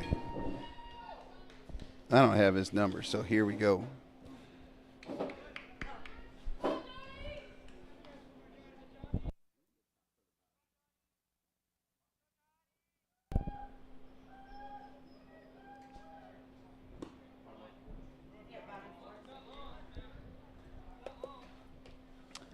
Ball won by Hankey. All speeds down. You start up 7-3. Like pump strikes, bub. First baseman for Fort Zumwalt North hitting the bottom half of the 4th. That's what you like to see. I'm gonna start talking to myself and looking around at you guys because this play by play is not my forte. Yeah, so if this is where the failure and the uncomfortable are got to be comfortable with the uncomfortable. I try to preach that to my young people all the time. You got to be comfortable with uncomfortable. Oh my Lord, you want to talk about ABC? I can talk about that. I'm a big guy, and and my mother was a long time. She was on the staff at ABC, so they worked the concession stands quite often, and they had the coldest adult beverages. They had great ice cream. There was 2 things for me that was my favorite. Well, that looked good. that was good for our young people. But it was the pizza and the nacho cheese. I love nacho cheese. Do they make pizza or do they carry one of those? No, they used to have like that square pizza that you could get at like school lunches. That's, like the silver aluminum foil packs, and Yeah, it was only sausage. And then they had the Mexican pizza every once in a while. Oh, my Lord. He's talking about ABC Ballpark. Oh, my God. He's talking I'm about hungry. ABC Ballpark. I knew it when I heard pizza. Oh. They sell that on Amazon, by the way. We got number 17 Uh-huh. here, Bryce Craden. I'll split it There's with you, one Drew. out.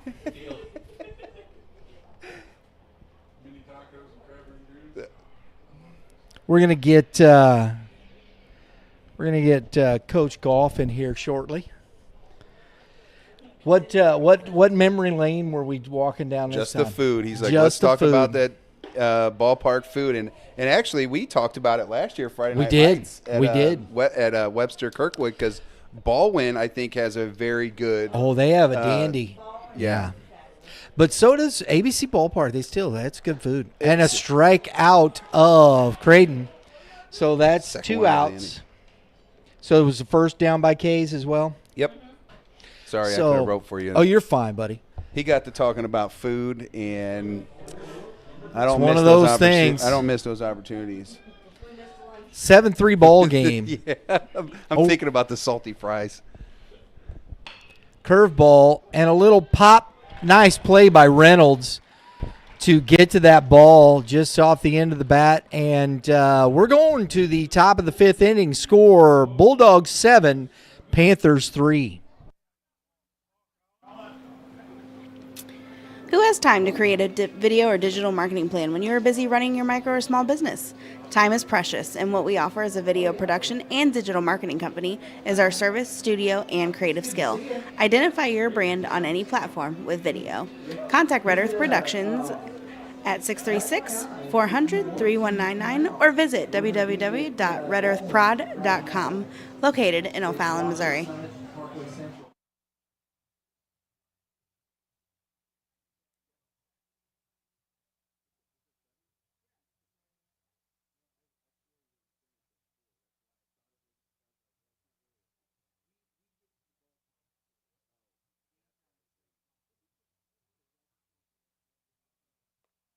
Oh, I'm up. I was wondering what happened back there.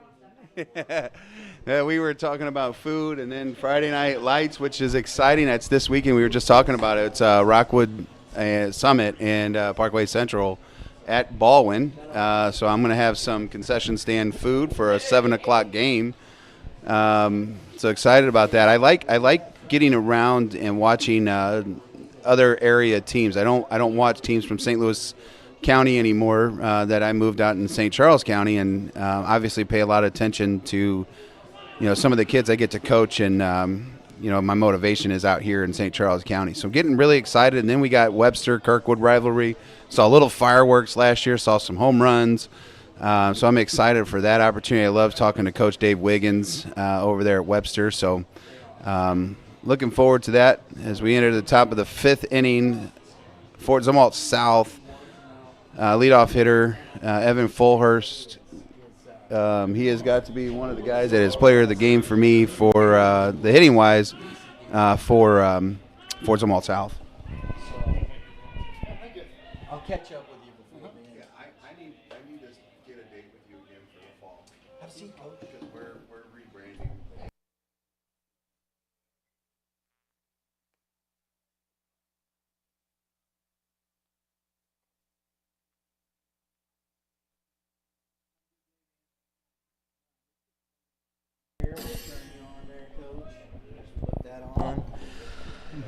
Well, as we start the top of the 5th inning, full horsed up, back to the top of the lineup, we have joining us now Coach Dane Goff from Washington. Your brother had a message for you the last time I saw him, but I'm not going to do that here. Oh boy, I bet it was a good one. Well, you'll see him next week here, so you'll see him. Yes, we will. Yep, very good. Yes, we will. Coach, how's things, man? Good. Everything's going good. Beautiful day here today. I know, right? We got lucky. We had the turf, obviously, at our place, and we did play yesterday, and it only rained about 10 minutes down in Washington. So regardless of having turf or not, we would have got our game in. So Very good. So talk to us about your season. We know it's been as we talked early. You guys are young, but starting to kind of find your way a little bit here and there, right? Yeah, absolutely. Yeah, we just came off. We just played Liberty obviously yesterday. We talked about we had lost 3-2 in 11 innings last night. So it was a very well pitched game. Young pitched for Liberty, and our Kaner Young pitched for us yesterday. He pitched very well. It was his best outing of the game. We threw 7 innings and gave up 1 earned run. So, yeah, you said we're a young team. We're looking to compete in every at bat and grind out at bats and continue to build and get better for sure. Anything? I got all kinds of stuff. Go. Specifically that hat. Can I give you my address and you send me one? I'm a big hat collector. We got one on the day. I know. I know. He likes it. I like the logo. I like what you did there. That's a nice throw. Oh! Almost had him there. The second baseman couldn't hold on to that. He was out. That was a great throw by Pullman. Yeah, so I won't take credit for the total logo on that. That's actually Philip King was his name. He created that. This is my 16th year down in Washington. Obviously, our age group of the 80s Cardinals and that kind of style of bird. Yep. And we did a little work to it. He had a friend, a graphic artist, kind of go through and put our Blue Jay head, our Washington Blue Jay head on top of it, and do a couple other things and clean it up. And so that was my thing of when I took over. I wanted to make that on our hat. So we have blue and black jerseys. So we make it easy. Wear a black hat with our black jersey and a blue hat with our blue jersey. So that way, it's all the same. So kids get 2 hats a year, and we go for it. And yeah, got a positive response from it. People really like them. So. And if anybody doesn't know what that hat is, go online and see some of their hats because. They got some Google images out there for their hats and stuff, and we have some on our show, but when we go in the studio. And I just love the hat. It's actually like the reverse bat, if you will, on the Cardinal. It's not the typical the way that logo is, and just love it. And then just that look. It's Whitey passed away just yesterday, and so thinking about '80s baseball. Right, exactly. So that's the Love style logo for sure. But I really do want a hat, Coach. Okay, I will pay for it. I will right. do whatever I have to do to get one of those hats. That sounds great. Mailed to me or whatever we got to do. We'll figure it out. And I'm a big Jordan guy too, so I like wearing my Jordans. So does anybody got some J's on the team? No, I don't. I don't think we got any cleats. I think some of them got the shoes, but no Jordan cleats on the team. We need to get you a pair of the Jordan ones, the blue and white ones. Yeah, I know our girls basketball coach has a pair, and he would wear them while coaching, and I was like, oh, those look sharp. So I'm too big of a dirt ball though. I'd get dirty. So that's fair. Yeah. Rejuvenator would take care of you. Yeah, I'm trying to get sponsors. So this is 8-3 now. It's free for now. First and second, it's kind of getting away here from the Panthers, and Mendel just took one in the shoulder. We got Tankersley up, and an 8-3 ball game here in the 5th. Coach, talk about your pitcher today. What are you looking for? Yeah, so we're going with base hit. There we go. Should score here. So here he goes. Throw offline. There we go. That was a football tumble. Yeah. Yeah. So. We're starting Ben Losing today. So Ben we hadn't had a start with him yet, and he's honestly appeared in 6 relief appearances so far for us, and got a real low ERA. And we thought we need to give him a shot starting on the mound today and go from there. So he'll compete in the zone and spin his curveball up there and got a good changeup. So we're looking for him to pound the zone and throw strikes for us. I noticed that's kind of been the MO the last couple of days for some of the area coaches in different conferences in the G.A.Cs. And I noticed that they're giving some of those guys that it's like a spot start, if you will, but they've had some low ERAs on relief games. I think what confidence that could build for that young man is when you get into district play, you might need him to throw a championship game because you're obviously going to, I would assume, throw your big dog because you got to win. Right, you got to win game 1, game 2. All right. He might be a kid that needs to get these innings and experience. Right. Absolutely. Big gap shot there. That should be a triple.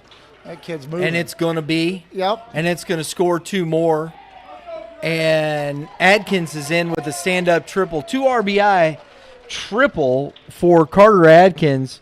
And the Bulldogs are blowing this open. Yes, sir.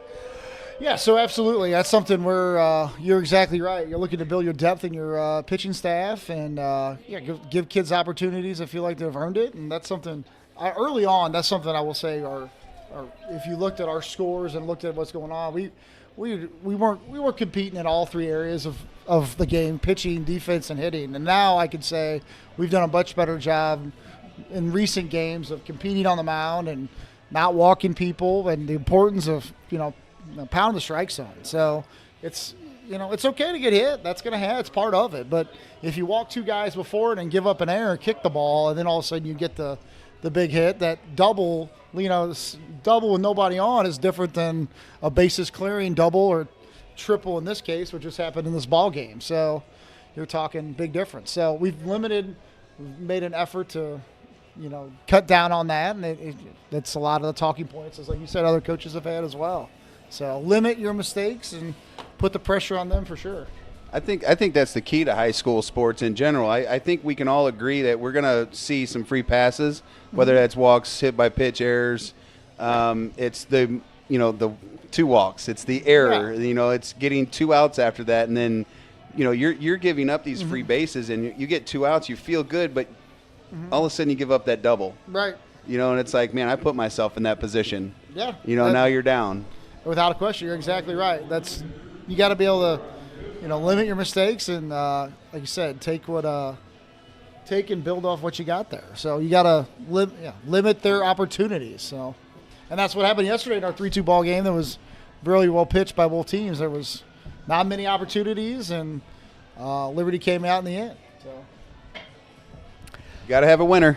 Yeah, absolutely. Someone's got to win. That's what I like about high school sports, because this is where I feel like that winning starts to matter. When we're in youth level and we're 10, 11, 12 years old, obviously you don't play to lose games, but the winning is not the same as it is at the varsity level in high school and then beyond. Oh, yeah, for sure. Who are you guys that are, offensively, taking that lead role? Where's your offense been coming from, Coach? Well, yeah. So we haven't had, obviously not the greatest offensive year, but the biggest surprise for us as a coaching staff has been our junior Ryan Williams. So we thought he would be a contributor, a starter type player in our lineup, and he slowly moved his way up the lineup. I think if you looked at our opening lineup, he was hitting 8 or 9, maybe 7, and then he went to 5, and now. We hit him 2 yesterday, and now we decided we're going to put a different guy in the 2 hole. We moved him to the 3 hole. So it's something where he does a great job competing in at bats, and he's a great 2-strike hitter. He does a great job of shortening up and put the bat on the ball with 2 strikes, and doesn't try to do too much. So it's one of the rare cases that I actually. Hey, man, if it's 0 and 1 strike, I want you to look to drive the ball, look to do damage. So. Usually you got to rein kids in the other way. You say, hey, man, the 2 strikes, we want you widen out, choke up, put the ball in play, put the pressure on them. And, he's done a good job of trying to do that for us of, hey, we're looking for you to do damage. That should be a ground run ball, right there. Second baseman, out number 1, run scores. Trading there. Yep, got to do that.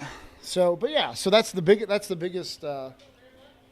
biggest contributor. And surprise for that matter of how we thought he was going to be a starter. We thought, but he has been kind of offensively the big part for us there. So, other one is our leadoff hitter Andrew Elbert. He's had sophomore. He's had a good campaign. Average dropped a little bit last night when you play 11 innings leadoff. So, but other than that, he's done a good job, and it's something building confidence in him and tell him I believe in him, and it's something that where you get a sophomore at this kind of level, a G.A.C. level, sometimes you need to give them, hey, you got this kind of deal. So, and he's done a good job with that. And the other one is Hayden Burns. Hayden Burns was hitting 3. We moved him down to 4. So those 3 guys, if you have definitely got the most plate appearances and feel like we're biggest threat offensively for us. I like what you're doing there. It's a conference, so it's always tough to make some adjustments like that, or be willing or risking, however you want to look at it. But that might lengthen your team now, by moving that 2-hole hitter to 3, 3 to 4. So that's exactly what. Yeah, we're the kid. Ryan Casamom's our catcher. We're moved up to the 2-hole, and he does a great job. He can bunt, he can hit and run, and he actually is a very good hit and run hitter. It's that simplicity of see ball, hit ball, and so we thought this would be a good, like you said, a great opportunity for us to lengthen our lineup to where, get another guy there to do damage. So, and also be honest with you, the catcher situation of, when he gets on base, you can obviously run for him. So you've got the ability to bring in a guy that can courtesy run. So that made the decision a little bit easier to do that for sure. These are things that I love as a coach, and then I wish parents could understand what we're trying to actually do here. I know that some of the things and thought processes go into this. This is about your team and you guys, and I know you can set the difference of the two. But that's what, for my group, I coach a 16U high school level team in the summer, and my number 2 hitter is not a typical high on base kind of guy, but he's a guy that gets bunts down. Right. He doesn't strike out, so I know he's going to get a ball in play. Right. My leadoff hitter got on like a clip of like 56% of the time. Yeah. So I bunted. I had a runner at third base with 1 out, and we'd always scratch a run 1-0. We'd always leave the first inning 1-0. Right. And I always take the away team because I always think it sets a tone for a game, unless it's bracket, and I do that. But I love what you're doing there, Coach, and we've seen that the last couple of days of doing this, that you guys are starting to middle of conference play. You're like, you know what? Right. Here you go.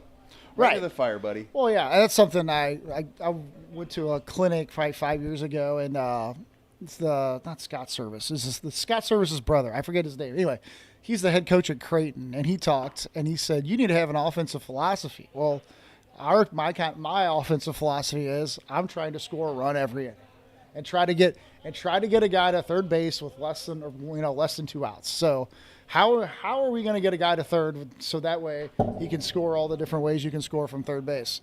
So that's something where, hitting and running and bunting, and that's something you're going to see today when we play here. We get a guy on. We're how are we going to get him to second? How are we going to get him to third? So you're going to see that kind of play when we go, because we're offensively challenged. We're not, we're going to have to. We got to do those things and manufacture that type of run. So you're going to see that kind of thing tonight. Folks, we're going to the bottom of the 5th inning. Score 12-3 Bulldogs. We'll be right back.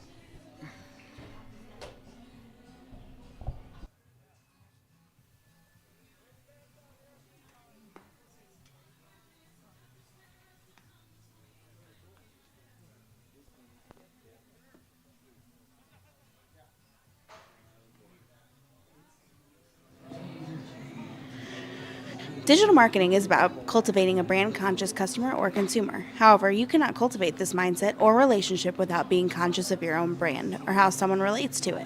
Training, support, and development have allowed us to be the right digital marketing team for your micro business. Contact Red Earth Productions at 636-400-3199 or at www.redearthprod.com, located out of O'Fallon, Missouri.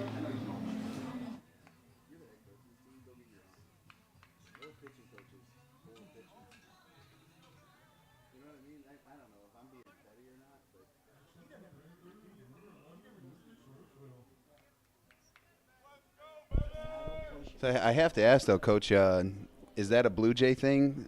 You need to hit. Yep, on the side. Turn. Yep. There you go. All right, we're back. Was it? Did you choose to go to that coaching clinic because it's a Blue Jay thing?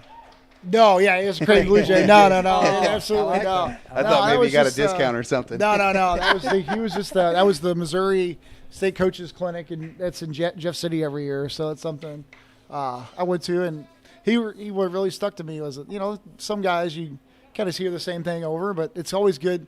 Those coaches clinics like that, if you take one thing out of it that you're going to kind of a focus for or renewed energy on, then that's something it was worthwhile. And obviously you're networking, you're talking to other coaches, and obviously it's a great opportunity to meet and talk to other coaches and philosophies and that kind of thing. I love it. You're still learning. Yeah, absolutely. Yeah, I learn every day. So once that's you're really a teacher at heart as a coach. You're gonna continue to build and your repertoire and what works for you and what doesn't and what works for your kids, because obviously every season's different, every kid's different, and you gotta meet them where they're at. So that's something we try to do and get them better. So obviously the group we had last year isn't the same group as this year, and next year it'll be a different too. We'll be, hopefully A little older. Yeah, a little grower, and a little older, and grow and continue to build. So That experience makes a big difference. It Yes, sir. just does. Stays in. Hankey's still out there. 3-2 count. I'm thinking Hankey is our player of the game. He had the big hit too, Mitch, for the Bulldogs. I'm going Mr. Full Horse. I like Evans Days. You like Full Horse? Yeah, I did. He's been on base all 4 times. Yeah, he says 1, 2, 3 walks and a hit. Or is that all base on balls? I think that was a single there. No, he's been on. I think he's walked every time. He's got 1, 2, I think 3 stolen bases. I mean, I may have to he's backtrack there because I know he's got 2 runs scored, but I thought I didn't read your writing well enough. I thought 1 of them or 2 of them were hits. I thought he was 2 for 2 with 2 walks. So No, it's base on balls. He's been on base. I missed. That's all right. I mean, But he's had a good day on the you yard. just give it to the whole team, bring them all in here, and say, "Hey, you guys just." Well, let's take a picture with everybody. I mean, That's what I'm there's saying. a few guys on here that probably don't. Yeah, Mr. Godet's had a tough day at the plate with 4 Ks. Yep. I Reynolds- do have a Reynolds has sombrero in the hit. hat or in the truck. You do have a sombrero, Yep, I even got the golden one. and Alice for- has a couple walks. It's and a for ground salsa ball dip, in though. The hole. Adkins comes up with a plate. Oh, that's close. Boy, that was a great effort. that was a heck of a But- play, no doubt. As a heck of a play. Good call by Hawkins, Rick Hawkins out there. The base on he was safe, but it was a bang bang. Yeah, I like the way that Reynolds sold that there. Instead of just kind Yeah. of looking back, he'd come off looking to fire the ball around the horn. I like to see that out of my first baseman. So the infield single. We've seen some great shortstop play the last 2 days. Yes, we have. Yeah, we have. So, Coach, who's your shortstop? No, Yeah. Oh, yeah. It's I'm just messing. No pressure, but we've seen some kids make some nice plays. Yesterday with the North, there was some athletic kids playing shortstop. Yeah, that's that slide, pop up Mm-hmm. and throw across the diamond. I love that. Especially on the turf, it's becoming quite popular. That one knee, and your foot's right there. You can dig and pop and throw. yeah, absolutely. I think more athletes can do that than the Jeter throw. I Yeah. mean, we got kids that try Yeah. to do the Jeter throw that don't know how to do a layup. So you're not going to be able to do the Jeter throw if you can't do a layup, buddy. You can't dribble and jump. Oh, man. You can put that Jeter away. Well, back to the top of the lineup here with Joey Linneman. It's 2 balls and 1 strike.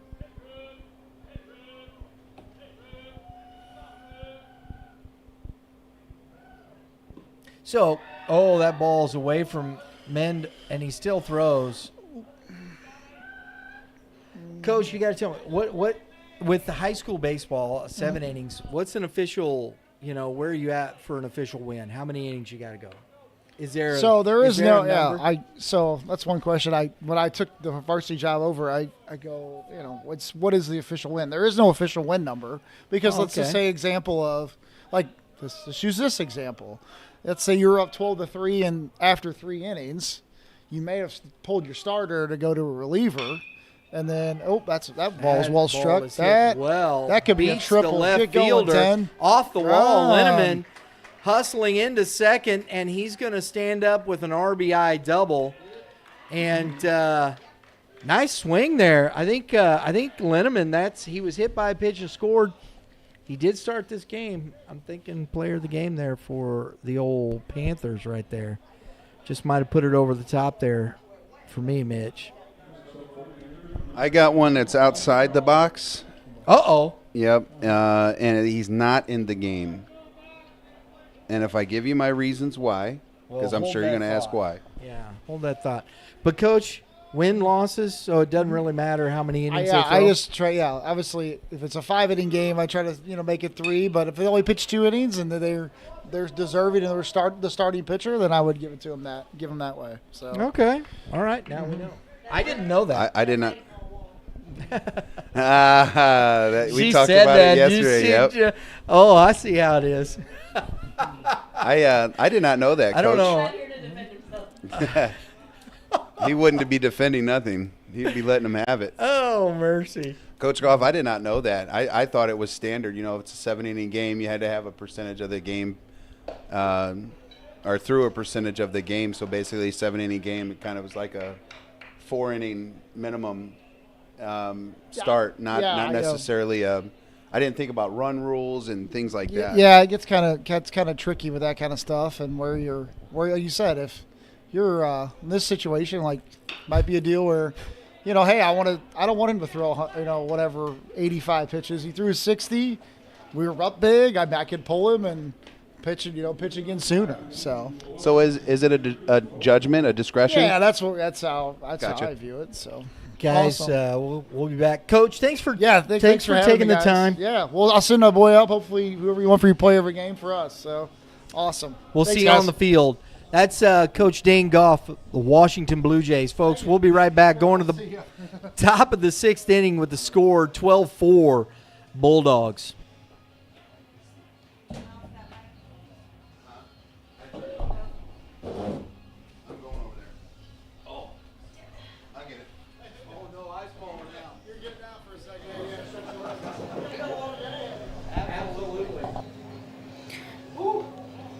Digital marketing is about cultivating a brand-conscious customer or consumer. However, you cannot cultivate this mindset or relationship without being conscious of your own brand or how someone relates to it.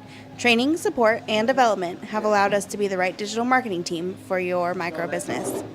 Contact Red Earth Productions at 636-400-3199 or at www.redearthprod.com, located out of O'Fallon, Missouri. Yep, I know we were just kind of talking about POGs for Zumwalt North. And I'll be honest with you, when I said he looked at me funny because I was like, it's somebody not playing the game. I thought some of the leadership by the young man that's their ace for Fort Zumwalt North, his leadership, he's been out there every inning trying to help these young guys, these young men out that are getting some opportunities today on the bump. And I thought that showed a lot.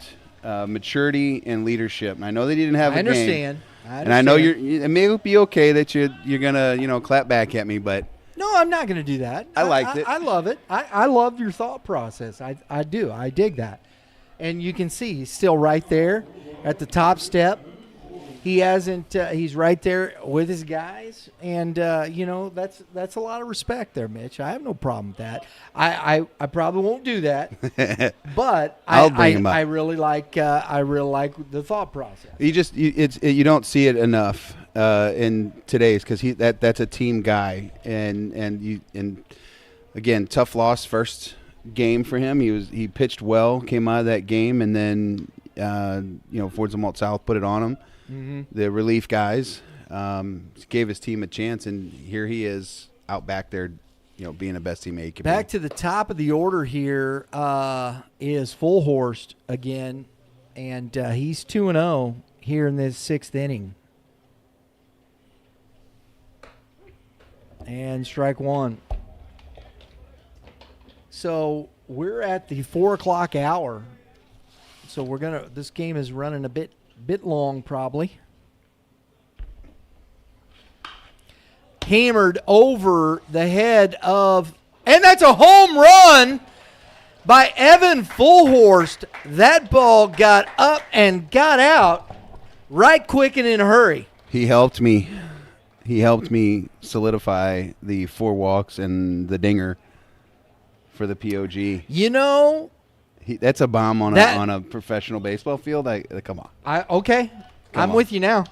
Come on. Solo bomb for Evan Fullhorst.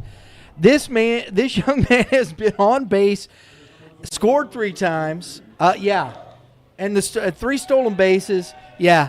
Okay, Mitch. That's a day. I'm on board. That's a good total base day. Oh, my gosh. That's 2 for 2. 3 walks, 3 stolen bases, 2 runs scored, and a home run with an RBI. Dang. Go ahead and have a day, young man. Have a day. Wow.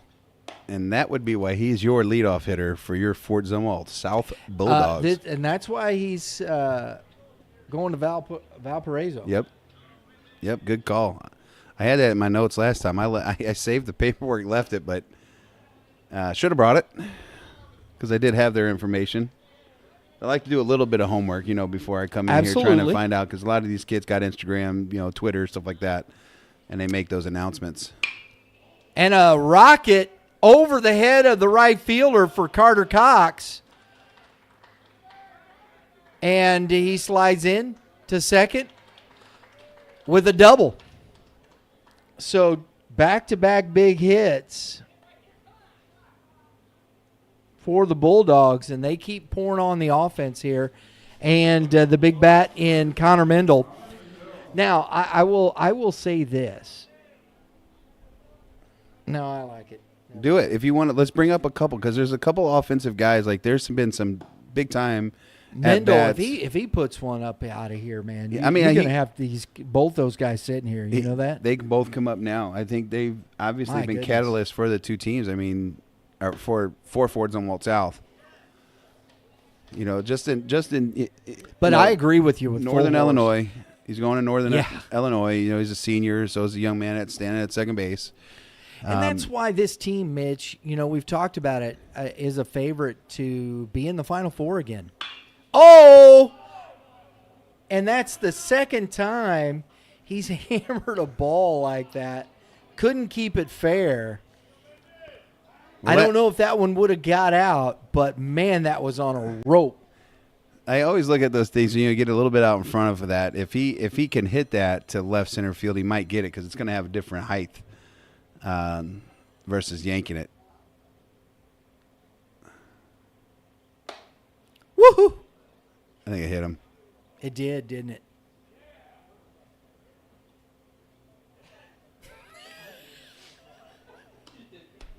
That just happened. He just asked him, did it hit you? Yeah, my head. All right, hit by pitch. Most kids were like, no, it didn't hit me. Brings up Jackson Tankersley. I can think about.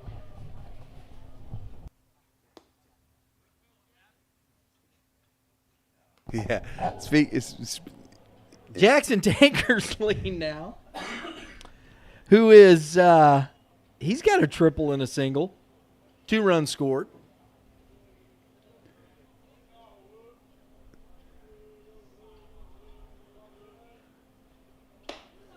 I got to bring up one of my, I don't know if he was one of my favorites at the time, but he was definitely a guy I think was undervalued in the MLB.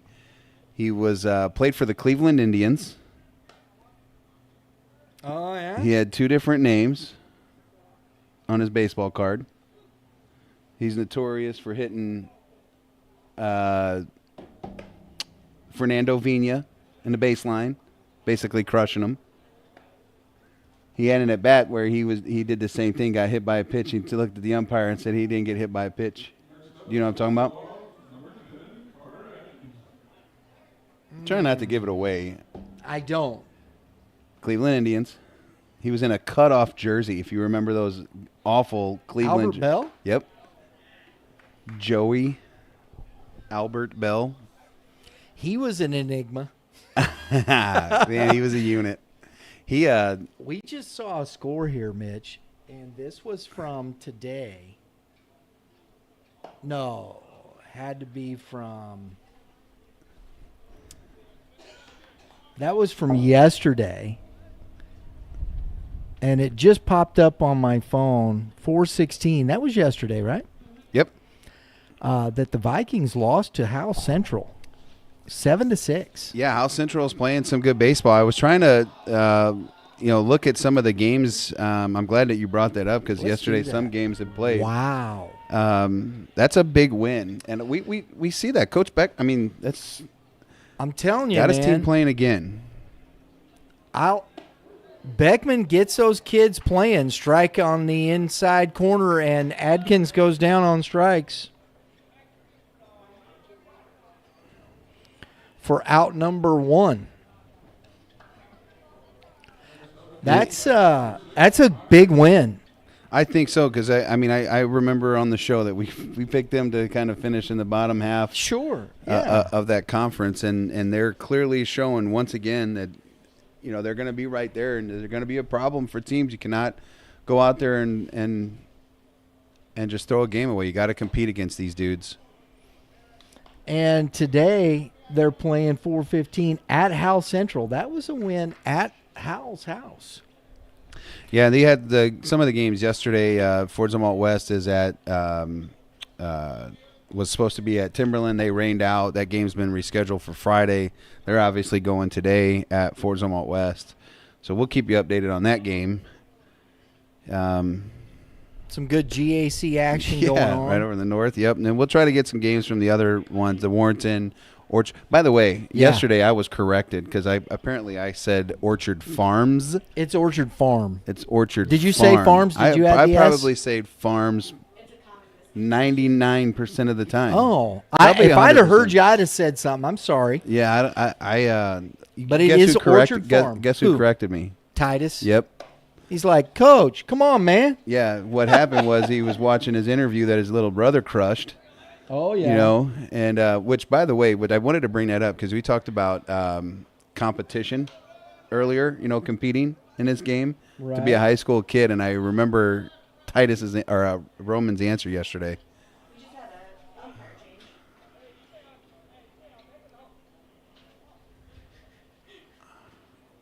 That's new. It's actually not the first time I've seen that. I've been on the field with some guys who had some issues before that needed to leave the game.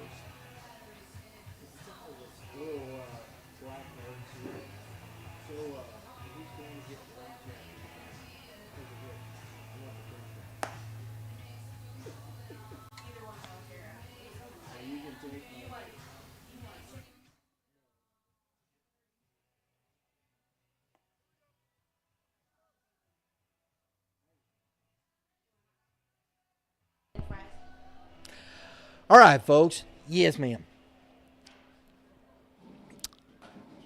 Back at it here. Number 2, Sam Ollis. I'm liking that full horse pick for POG, and I'm liking the Linneman pick for the North Panthers at this point. And pitch number 1 to Ollis is outside, ball 1. It's been a long day for the Fort Zumwalt North Panthers, and they're still trying out there, but it's tough. 1-1. You could give it to maybe a guy behind the dish for, battling out there with his pitching staff. But I do agree. I think the starting pitcher, nice play. Nice job. Can't quite turn the double play. Maybe a little stretch there by the first baseman, Mitch, and you might get that. Maybe. That was close. Yeah, he's left-handed, so he might be able to find his way getting up the line just a little bit more. But look at this hawk coming right at us. Nope, that was way off. He's in the outfield. Yep. That's 2 outs. You hope it's a snake. Popped up foul and into the dugout of the Bulldogs. Jacob Reynolds at the plate. Reynolds is 2 for 2. A base on balls and a hit by pitch. Hasn't scored a run. He hasn't been part of the run parade. They have that.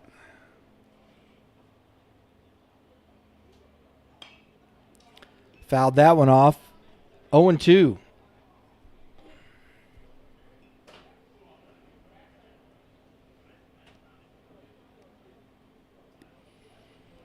Liberty and Washington coming up after this one. Probably going to get a late start. Hammered at Linneman. That's a heck of a play by Linneman over there. You know, he's pitching left-handed, and he was right there.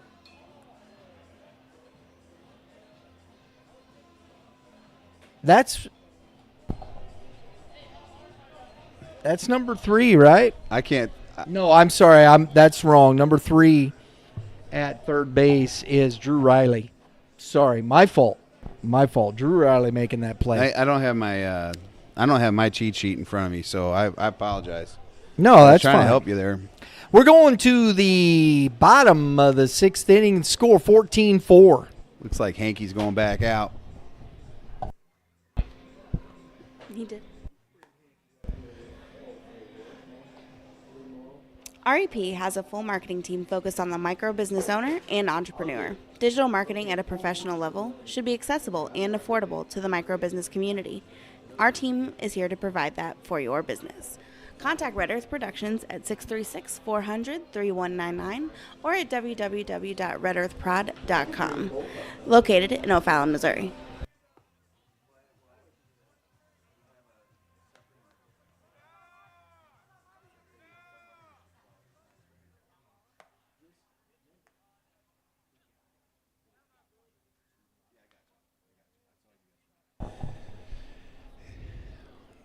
Again, had those conversations. Coach Nuru and opportunities. Coach Hellman try to finish a game out, save some opportunities for your arms throughout the season. And Ford Zumwalt South sends Hankey back out there for the bottom part of the 6th. His pitch count must not be that high, Mitch. Yeah, I felt like it is. It's been a long game. It has. Well, it's been long because of the long half innings for the Bulldogs. Yep. But we knew that this was something that they could do. Strike 1. Pullman at the plate. He's done a nice job behind, and I like his throws. He's accurate. He's got a good solid arm behind the plate here, Mitch. Yeah, he's one of the kids. That's what I was saying last half inning. Like, he's one of the guys that you could argue that maybe you give it to him because he's been able to control his pitching staff. He's had different kinds of pitchers. He had young men at first, time That's on the good bump. Call. And he's your go-to, I think, for Zumwalt North. And I know he made the base running mistake early when the ball kicked off the wall, but he's hung in on plays. And he's just one of those kids where I think that that's only 3. They hit him. That's ball 3. Yeah, I was going to say that's only ball 3. Happens. It does. Hey, you never know. Somebody might just say, okay, go ahead. I've done it on the first pitch. Talk about not paying attention. I'm kidding. I've never done it on the first pitch. On the first pitch. That's ball 4. It reminds me of David Ortiz just stepping out of the box because he knew they weren't going to throw to him. And that is lined at the center right in front of the center fielder for a leadoff single here.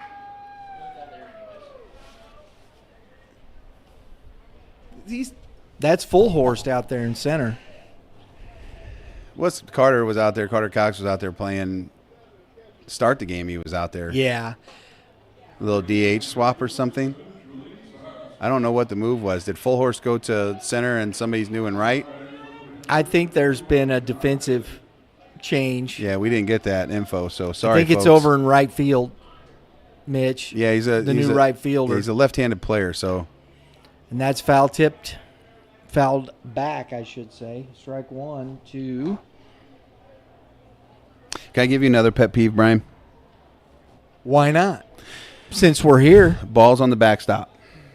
The kids that run back there, and I know you're going to argue with me because I'm sure that you can handle a baseball. But the kids that throw the baseball back to the umpire drives me bonkers. Yeah? I want you to hand it to the guy. A little underhand Nope, toss. I don't can't care. do it. I don't know. I don't know if it's a respect thing or something that was just instilled in me as a young player, but it was out of courtesy. And then, if a guy drops it or something, it takes time. Well, that's on blue. If you can't catch the ball, baby. Yeah, but you shouldn't be umpiring because you can't see. I'm sorry. Flips it halfway back to the. I don't know. It just always something that has bothered me. Is the flip back to the umpire. I know as an umpire, I know you guys don't care. No. Because you'll hear him say, hey, you could throw it to me. I'm like, no, sir, I can't. Ground ball, second baseman. Out at 2. Reynolds can't come up with it. Adkins a little disgusted with himself, not making a better throw. And understand that. Yep. It is, again, I don't know. It's the clean shoes. It's the clean uniforms. It's the way you carry your glove. It's the way you set your glove down when you're not using it. Yep. It's something that I wasn't, bought into and invested in as a young player that just stayed with me as a coach. Ball 1 to Bryce Creighton, who has struck out twice in this game.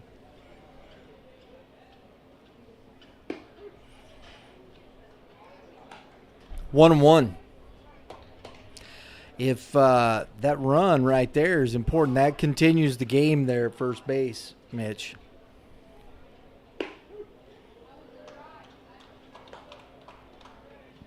One and two.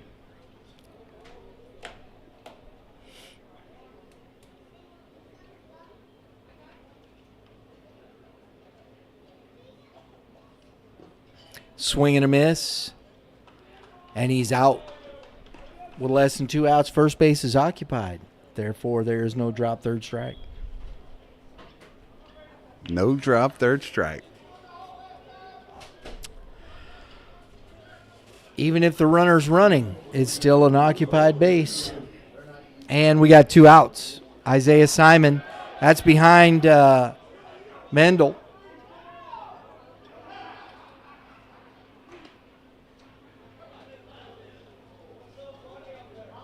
Excuse me, this is I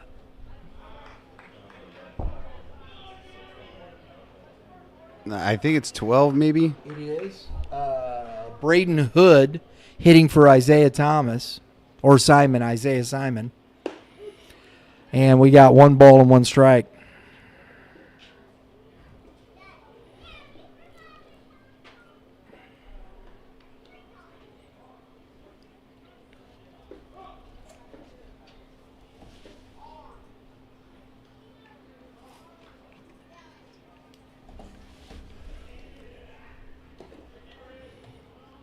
Nice job there by Mendel. 2-1.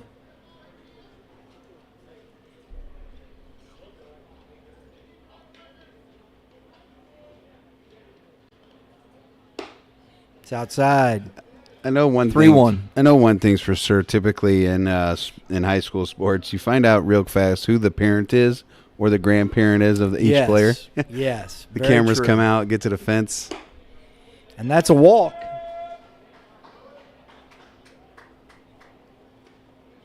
I used to be that guy too for my daughter when she was in college. I'd get some video of it, and the few at bats that she had, I'd start to record it, and she'd go work a walk, and I was like, why did I even get my camera out. I didn't want to watch a walk or strikeout, whatever.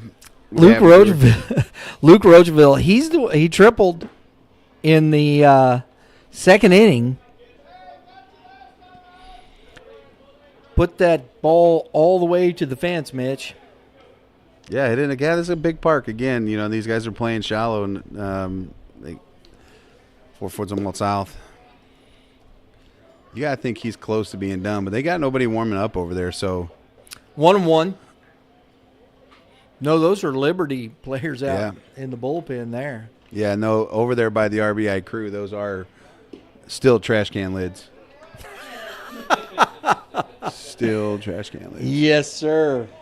Hadn't changed from yesterday. 1-2 now to Roachville. And strike 3. And that's the ball game, folks. Fort Zumwalt South wins this 14-4 in 6 innings. Hankey finishes it. We'll be back here. I would imagine we're going to probably have close to a 5 o'clock start time. And so we'll be back. Check out Liberty versus Washington. Come back and join us for that game. We'll have that. But for now, we're signing off. Thanks for joining us for this ball game. Again, Bulldogs 14, Panthers